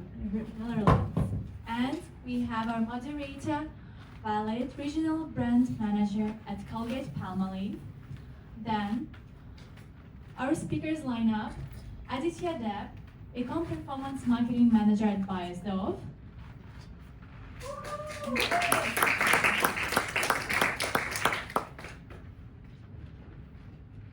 Aditya, we're very waiting for you.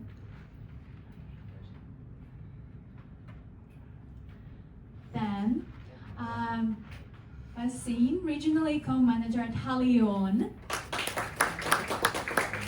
And Ala, Digital Marketing Specialist at Acthea Group.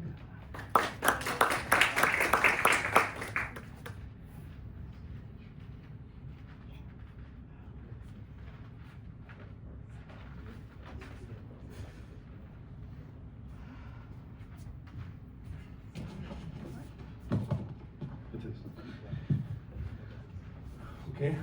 Hi everyone. Can you hear me well? Yeah. Perfect. Okay, let's get started. Very excited to be moderating this panel today. We had like an amazing first panel, as well as a great presentation by Naomi. I think that quick commerce is something that we all notice like evolving very fast at a very high speed, and also even changing like the consumer behavior. Now let's dig into how quick commerce actually, how brands or how companies, organizations are doing to track performance, relevance to consumers, and adapting to the shopper behavior. So without further wait, let's start with the first question. And let's start with you, Aditya. So when it comes to scaling quick commerce, what matters the most for you, for your organization, whether it is like customer reach, speed, cost, or any other KPIs that you track? I think it's a very valid question, and mostly I think we've covered it. I think being available at the right touch points in the right platforms is very important. So we believe that in skincare, the shopper is not very loyal to, say, a particular product in certain categories like body lotion. It's more of it's more availability based. It's more pricing led. So it's crucial that as a brand like Bayersdorf, we have to be available. That's the most important criteria. But then we also look at a few other KPIs like such as repeat rate, and I think it's a very underrated KPI. I feel, because speed will get you that first shopper, but then it's the product experience, it's the way that they purchase, and are they able to find it on that particular platform the next time that they're going? Otherwise, they'll switch. Right? So we do check repeat rate wherever we get this information. It's not something that's available with all platforms, all retailers. You couple that with customer lifetime value, and that makes it a very robust KPI that we want to track, and not available right now with a lot of them, but with our retailers with whom we have strategic partnerships, they give it to us. The second thing that we do, or the third thing, is assortment mapping, and quick commerce is not a very profitable sort of a channel for us, right? So it's ensuring that we select the right products which have the right gross margins, and so that we can really partner with the quick commerce players. We create a separate MSL just for quick commerce, and that's how we go about doing it. So yeah, availability, repeat rate, lifetime value, and of course our assortment strategy. Okay, thank you. And does those KPIs actually change over time or over operation that you're doing or campaign, or is it something that you are keeping consistent, or maybe keeping some of them consistent and like adding up some other KPIs depending on the objective? 100%. So these are overall KPIs that we follow, availability being the number one. But of course, at a campaign level, if it's more of an acquisition campaign, then we do look at penetration. Something that we did with Noon very recently was a raffle offer of sorts, wherein we said anyone who purchases any Nivea products on Noon is eligible to win, say, 10,000 dirhams. So for that particular activation, my KPI that I would track would of course be penetration, new to brand, new to category shoppers, right? But then of course overall KPIs remain the same. Okay, thank you. Let's move now to you, Wasim. Actually, this is a very topic that is very close to my heart, and we had like a discussion earlier today before the event started. It's about data, and we know that like through the past few years, like there were many discussions about data, cookies phasing out, and now apparently, like I just saw an article a few days ago, like apparently Google backed up on this and they are keeping the cookies. So there is always like a lot of back and forth when it comes to this. And this leads brands actually to give more attention to data provided by the retailers. And I would like to know how you're using actually today those shopper data from QCOM platform in order to, let's say, improve your performance or conversion. Yeah, definitely. We were having a discussion on this outside as well. It is for me, I believe data is at the forefront of e-commerce. All the decisions that we do make as shoppers and as brand, how we target the shoppers, it's all based on the data set that we receive. So essentially, my partnerships with any of the retailers stop if there is no data income. So this is a hard line that we draw. How we use that data when we do have strategic partnerships, like you said as well, we create audiences. This is something based on the previous panel Anirudh was also mentioning. So we create audiences along. So there is this offline research that is conducted, and then you have the data set that you receive from the retailers. Based on that, you create certain audiences, and then you do the targeting. Now, how I like to also take it a step forward is do A/B testing on different creatives, right? So understand whether it's the lifestyle imagery that works in a platform or it's the product imagery that works. And what I've also noticed is brands do create one set of, let's say creatives for the trade. But e-com is different. You can't take that same creative and put it on. You need to optimize for mobile. So that's one of the key learnings that I've also seen here is you need to optimize those for mobile and make it benefit based. Now I have the luxury to work with 3 different categories. So there's oral health, and then there is OTC healthcare, and then there is wellness. So I have brands within each of the 3 categories, and the shopper data is different across. On Noon Minutes, for example, Centrum will only be 30% of business, while on core platform of Noon, it'll be around 70% of business. Panadol is the opposite, complete opposite. And instead it's actually about 80-20, right? 80 on minutes. So it's a need-based element. So we use the data, and when we and target the audiences according to where they're shopping, and each platform is different. So it's not one size fits all approach. So you have to take that into account. Yeah. Okay, very insightful, thank you. And I will ask you also the same question. What are the main KPIs that you are looking at when it comes to QCOM or eCom in general? So one of the main KPIs, obviously availability in QCOM is core. In fact, to a point where I like to look at it as an omni-channel approach. You look at the availability on a platform like InstaShop. If you're not available in a certain store within a certain area, and those products are selling in general on e-com, you got to change the offline MSL, right? So you can use a data set from online and affect the offline as well, and change the overall outlook of how you approach the business. It is an omni-channel approach at the end of the day, because yes, there is e-com business that we're looking at, or QCOM business, but the data itself will lead you to a certain direction, which you can also impact on your offline business. Other data sets that, so sorry, your question was on KPIs, the right? KPIs, So, yes. Other KPIs I would use so availability would be one, share of search would be another one. That is definitely key for me. I would, especially because we have a lot of pharmacy-based business, there is also a lot of multi-symptom. So one product could be in multiple categories. So you want to make sure that wherever the shopper is at a certain point in time, you want to target the shopper there. The other KPI is the timing. So I think Adam built on this in her presentation. The timing of purchases. So there are certain moments that happen. So that is also sort of an important element that you have to look at. So at like a craving at 9 p.m. that was created. When you create the creative based on that, it really does drive the demand up, and it really does drive conversion. So yeah, I think these are the few things that we generally look at. Okay, and how do you see the, let's say, because we know today that not all platforms have the same capabilities and provide the same data.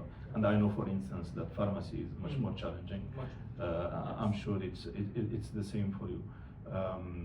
How do you still keep, let's say, track performance when it comes to this kind of platform? Like, if we talk about pharmacy, like there is a big bunch of the sales that are happening, not even like they're happening on WhatsApp. So there are things that cannot be created, cannot be monitored.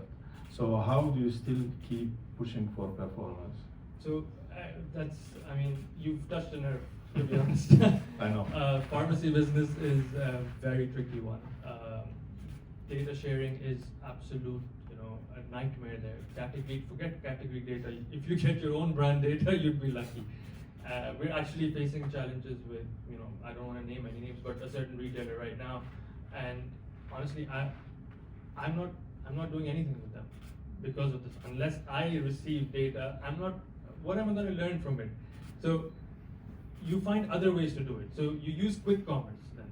So if the pharmacy retailer directly is not helping you, then you have your aggregator, you have your Talabat, you have your InstaShop. So that's the short and simple answer. Use your aggregator to drive that business. Okay, amazing. Okay, coming back to you again, Aditya. So I have a question.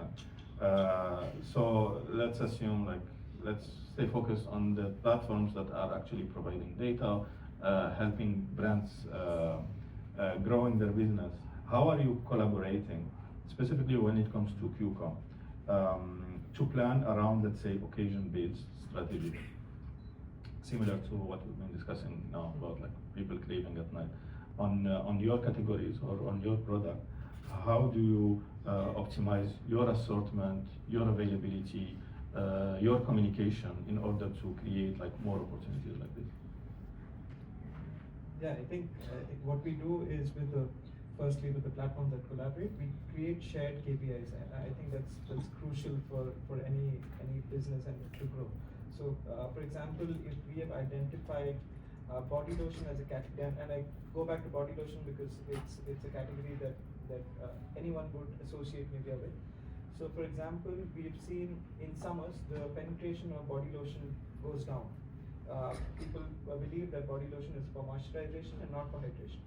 As a category, body lotion is a very profitable category for both the retailer as well as the brand. So what we did is, or what we will do is that we create a summer store, for example, and we put those cues in and say that, guys, your skin not only needs moisturization but needs hydration. And we partner with the retailer to also push this across form of category building that we do, and so that they get more new to category shoppers, we get new to brand shoppers, and we ensure that during this dip that we see in the body lotion sales during summers, we're able to get that across again. So a very specific example to our category, but then if you talk about back to school, which are more relevant, so we have brands like Hansaplast, we have brands like Labello, and that's where you partner with already created moments by these quick commerce players, and that's where you can really scale that partnership going forward. Right? And I would like to ask you the same question, because I know like you're working on a category that is also like very generic, like water. It's how do you create? Again about the question. It's like how do you work with platforms actually to create like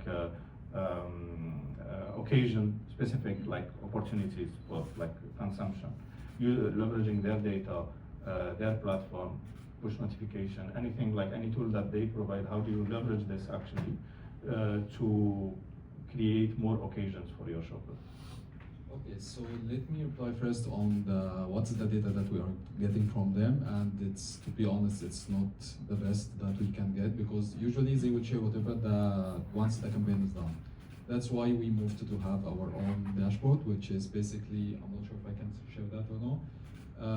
It's scrapping data. So basically this tool, it will scrap the websites, it's scrap on the areas that there is a dark stores there, so you can check the availability, the visibility, the stock of the competitor, the pricing, promotion, and even the banner or the ad placement, so you can estimate the competitor budget or the spend, etc.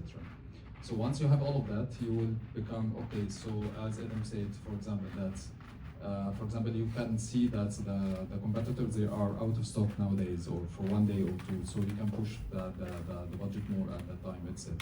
So that's one. Second, I think you have a second one. I'm sorry, I have a shortage in my memory. The second bar?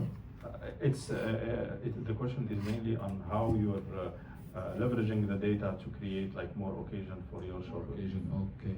So basically, this is our brand, which is Line Waters. So you can say we are almost every day consumed. However, yeah, sometimes it would be in summer or some occasions. Usually the main campaigns it would be in Ramadan and back to school, etc. But still some we can come up with some hydration tips. We did that last year with Kareem. So hydration tips, it was in Ramadan, but it was 1 week. We can give to the customer and Kareem some tips on how to hydrate during the fasting, and of course some promotion, some whatever, and the platform as well. Yeah, that's very interesting actually, on like how you can drive a category such as water. It's okay. Plus the fights and beverage, it's crazy. Okay, thank you. Another question. So let's say, what's one of the innovation that you've tested in the past 6-12 months? Yes. So innovation, I think this is I'm not sure if you can call it even innovation, because whatever the data or the resources that we have, it's less than the AI agents. AI agents, actually, this is the trend now, so we didn't touch that yet, but hopefully we can have a meeting after.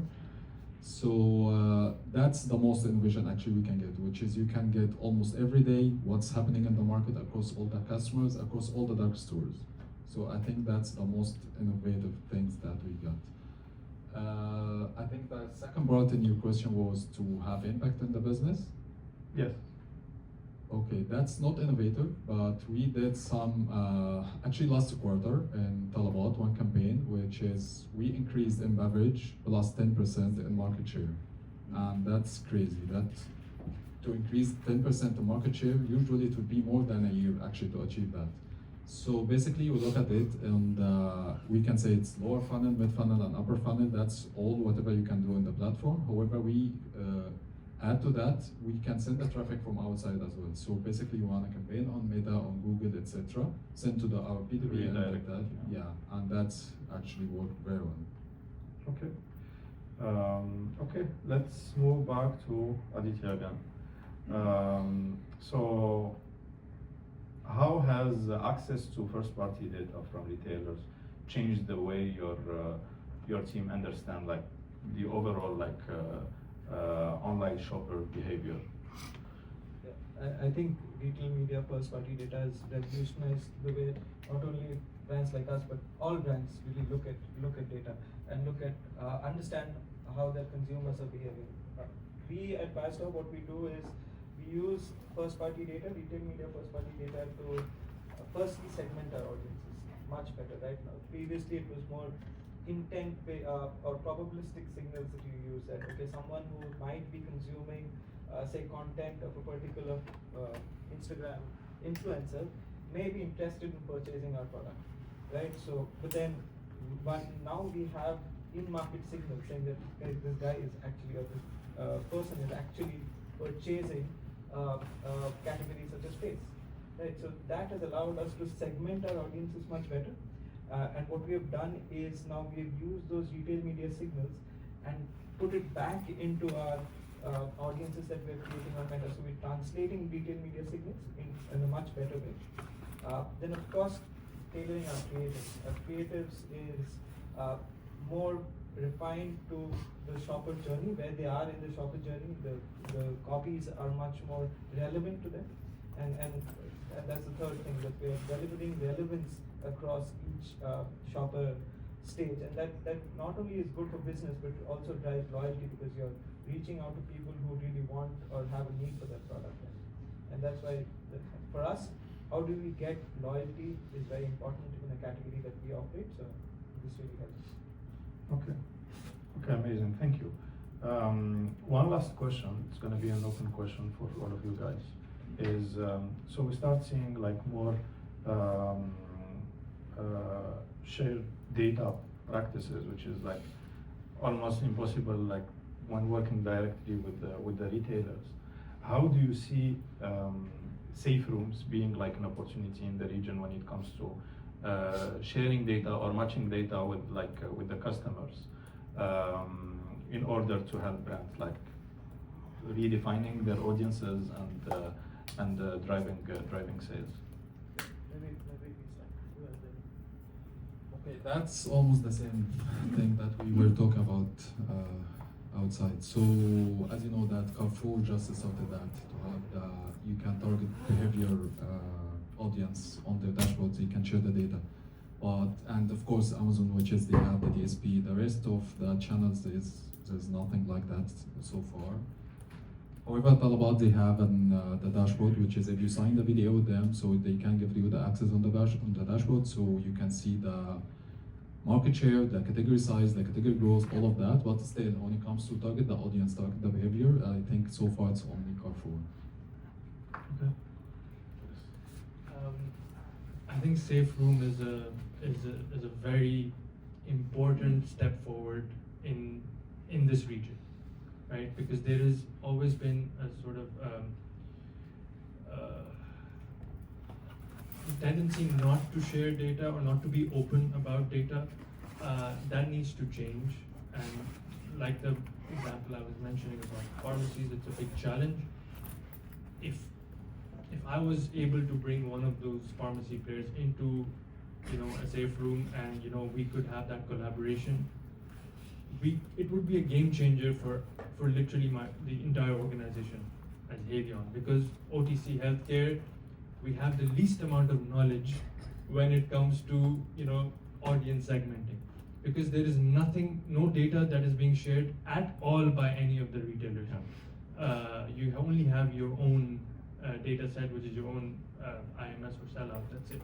And I think let's clarify something. It's not about like sharing or getting the data. It's It's like collaborating It's on exactly. using their data. So you wanna essentially what Carrefour is doing with Live Ramp. That's something you wanna try to do with we wanna try to do with pharmacies. So this is something that after that session of Numberly, I've been wanting to bring this up with the organization. But yeah, something that I really see as a step in the right direction. Aditya. I think it's clear. It's the intent has to be there from both parties.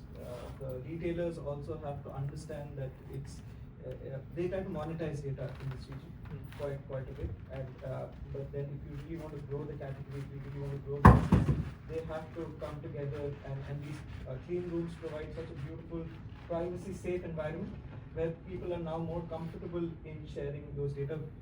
I think everyone's mentioned about Live Ramp and what the MAC team are doing. We are also piloting something with them, and we'll have our campaigns out very soon. I think clean rooms are the future, but then it doesn't necessarily mean that the traditional forms of audience targeting and audience building that's available with an Amazon, that's available with a Carrefour, should be overlooked. Brands who are still evolving, are still in the stage of creating categories, building new to brand, focus on platform audience targeting, and then of course you move to clean room technologies later. But then it's happening in this region. We are happy, and we hopefully publish our results very soon. I think we already have Ala code in the room, and they have done some brilliant work. So maybe you can pick his brain as well. Yeah, actually, I saw you while presenting like with Carrefour and the team, and it's very interesting because it's also reshuffling in a way the way that we are approaching the customer when it comes to sharing data and especially matching data, which is like super valuable for both retailers and brands. Okay, that was the last question. Thanks a lot for your contribution. I think that this it shows that today, like brands, they need first to be agile and data driven in order to drive their e-commerce. And in the future, like this tends to be like e-commerce in general, like having more weight into the business. And with all the discussion about data privacy, even if the cookies are not phasing out, but people are more reticent to share their data. So it's very critical for brands and organizations to have access to this data. And being data driven is definitely something that that will be driving like brands. Thanks a lot. Thank you.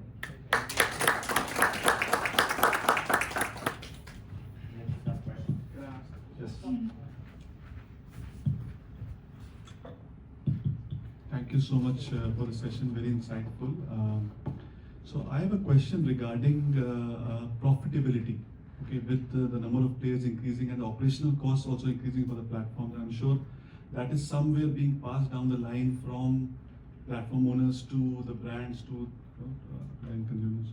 And now I think we are in a stage where quick commerce is starting to mature in the sense that a lot of dark stores have been established. We saw the map, a lot of stores have come up, and this 10 to 15-minute delivery is actually being possible for most of the consumers living in at least Dubai, at least from what I know. So do you see profitability going down? Do you see the platforms pushing you for higher margins? And from a brand perspective and from a distributor perspective, who's facing the heat and where do you see the future? That's the mic. I'll take this and attempt it. It is a challenge. It's not yourself only. It's literally all of us in the room are facing this challenge. Retailers with deep pockets will always have a higher burn rate, and they will try to expand at an explosive rate, but eventually start to then pass on the cost to you. And then at that time, you've also scaled up to a certain size where it becomes tricky for you to not. So this is where you're coming from, and I understand that. The way I see it is, you have to develop an e-com P&L separately, and then you have to also develop an offline P&L. And I'm sure there is always an offline P&L, but take into account everything, right? So you take everything of that and everything of e-commerce into account, and then you as an organization need to decide on how to move forward and step slowly but surely in the right direction. But this was a question that came up internally for me as well a couple of years ago, and we ended up taking that approach of developing an e-com P&L and then taking approach from there, that how do we step. Certain brands, for example, are very heavy on e-com, so very heavy in the sense in terms of investment. It's an expensive channel.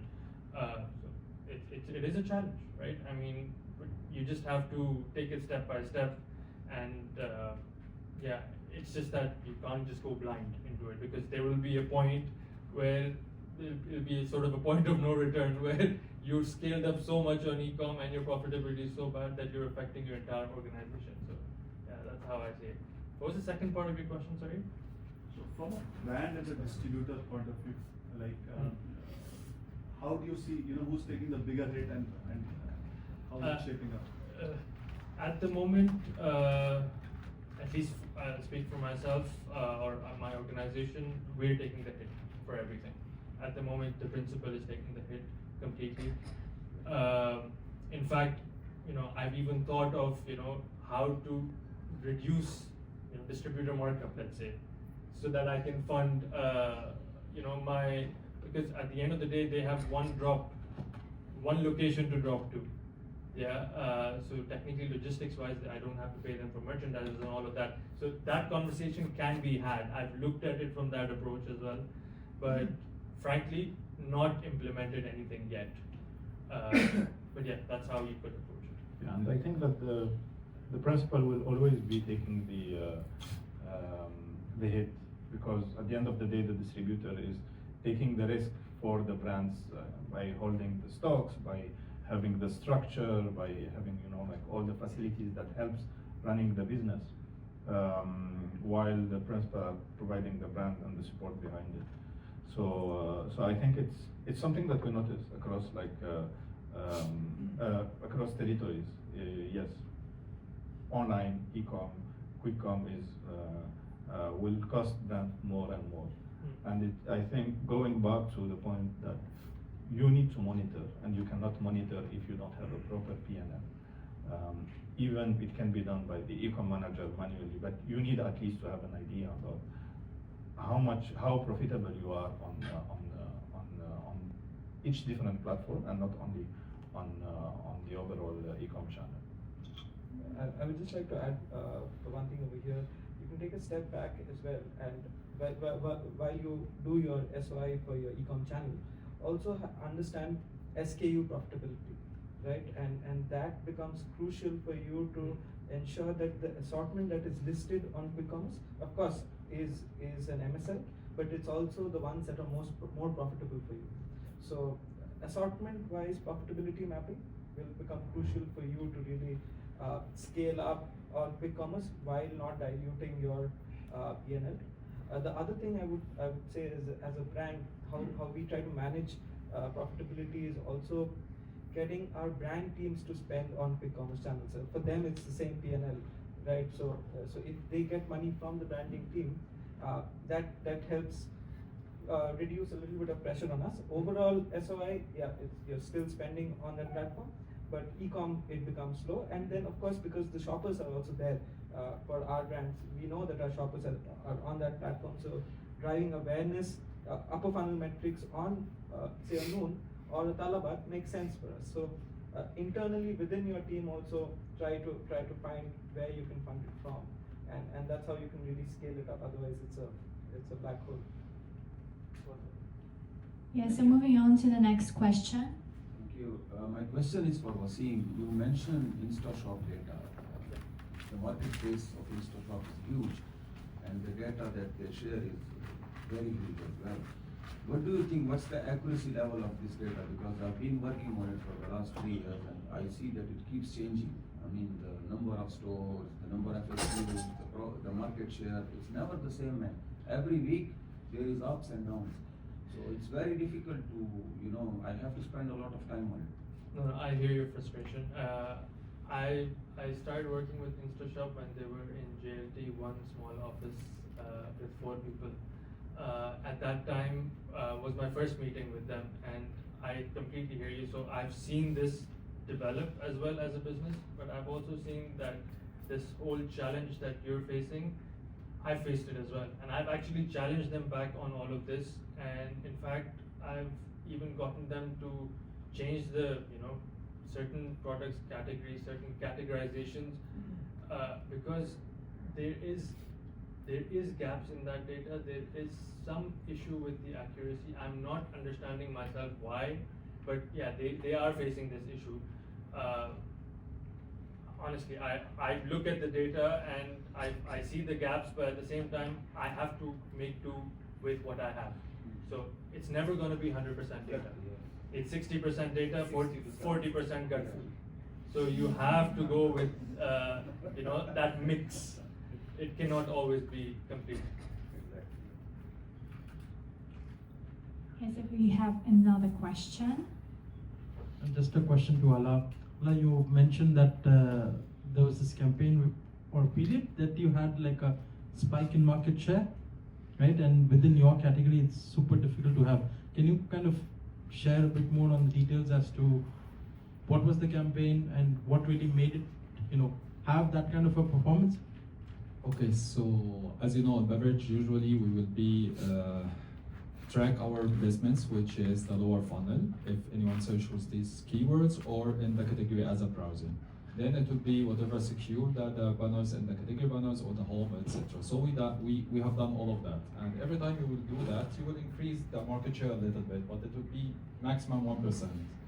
Then we collaborate with the, so this budget is from the e-commerce budget, right? We collaborate with the marketing team as well because they have the media budget, which is they are willing to spend, but they would send the traffic to, for example, their website. Or we have another application because we are delivering the 5-gallon, so they will send all the traffic there. So in this campaign, we said instead of sending the traffic to our own assets, we can send to Talabat, and it will be exclusive with them. So we send the traffic to this websites. We can easily get a deep link from Talabat, so you can integrate it in the campaign. However, we done that without having the CDP, which is the customer data platform, like Segment, for example. So even if you have that, it would be even more efficient for you because at least you will see from where the multi-touch attribution or even single touch, etc. You can track everything.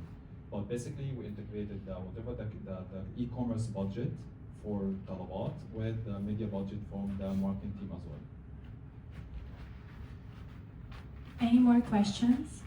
Yeah, so I have a question for Wasim or anyone else specifically, because you have talked about developing 2 PNLs, which basically we did a couple of years ago. But what I find a bit challenging, and this is not on a UAE specific, but more on an area specific, is to understand your PNL within the local shops of the in the quick commerce vertical. So here's a question for everyone.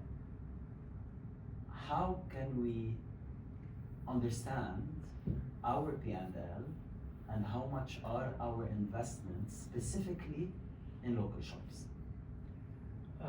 We were having this discussion outside. It's a hot topic. I mean, at the end of the day, it's as e-commerce grows, this is going to become more and more of a pressing issue. The way we took the approach was, we have an NRM team, so net revenue management. So I got them involved, and building PNL is not my expertise. Right? There is a person who's expert at it. Bring that person in and ask him to develop. Now, local shops was a challenge that was there because when I presented it to the NRM team, I told them that this is local shops and this is how we're reporting this data. So generally how we report everything is also net sales. So we convert everything, we remove the front margin, so we bring everything to cost. Yeah. And we apply the same set of, let's say, investments that you have in offline. So we look at, let's say for the local shops, what are the different outlets that are present, or the different touch points that are present, which retailers are present. We sort of attribute a certain percentage of each retailer based on the investment that we have offline. Yeah. We apply that, and we take it to net sales from there. That's interesting. Yeah, so we take that approach. So the thing is, and I think that platform lacks to share, at least with us, the data, is, so from what I hear from the platform, is that 85% of our sales in local shops comes from the top 5 brands. But whenever I want to go a bit more granular to understand, great, which brand sells what, here we stop. And this becomes the tricky part of kind of forecasting or having the finger up in the air without being like really aware of the overall spend. So do you guys collect the data by brand, or it's also a forecast? So no, definitely collect the data by brand. You do? Yeah. Okay. But by store, I mean. By store. Yeah. So local shops, no, they don't share by that's store. And that's, I think, what the tricky That's part always is. been the case with aggregators, and it will always be the case, by the way. But if you reach out to, say, for example, if Lulu is one of your bigger stores in local shops, if you reach out to Lulu, they might be able to help you out by saying what is the business contribution that's going through a Talabat local shop. So what we did is the following. So we have reached out to a couple of retailers, but then the retailer will give you the overall sellout of how much they sell among all the aggregators, and they can't classify it per aggregate, per, let's say, platform brand. So I think we're all facing this basically. Now, if you have any other way, Please do share it. It's contribution. It's contribution. Yeah, Okay. that you have to take into account, and we follow a similar. I think everyone in this room follows a similar way of reporting this omni-channel sales that we Yeah. have. In terms of spends, again, you can if you already know that it's the top 5 retailers within local shop that's driving the business for you, then don't spread your investment too wide, sure. and then try to take an equitable split in terms of what's happening. Maybe you can ask at a or a locality level, what is the preference of the shopper in terms of which retailer are they mostly trying to go for? But then it's a lot of assumptions, and it's how do you look at it internally? But there's no right answer. At least what we have done in terms of few retailers, we have some partnerships that we're building with them, and that comes from the brand's strength with them, and that's where you try to get some data out of them. Otherwise, if I were not biased off, I would struggle with the same stuff because they don't really open up as of now. Maybe you can pay them. Thank you, guys. Thank you so much. I think we had another question.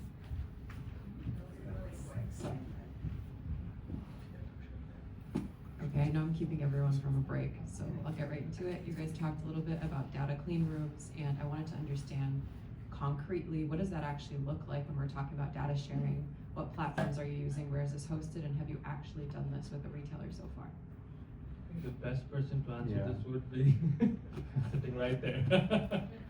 We'll talk at the break then. Well, thank you guys.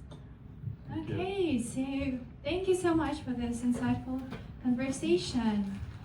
And now we're heading off to our coffee break for 10 minutes, and then we're going to have an AI workshop. And on this note, I'd like to say a big thank you to everyone in the room. And we're inviting all the speakers for today to come to the stage and take a picture with us for our LinkedIns.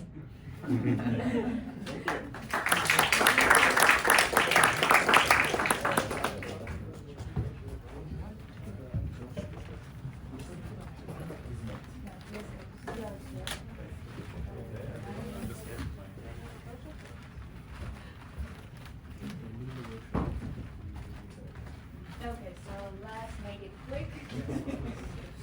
Guys, please come. If you even didn't participate in a panel discussion, please come. Please, for please, community please. Yeah.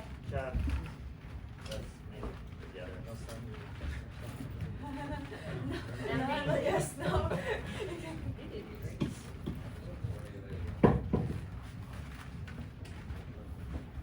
Some can go at the stage so that we Please do can it. If you can. some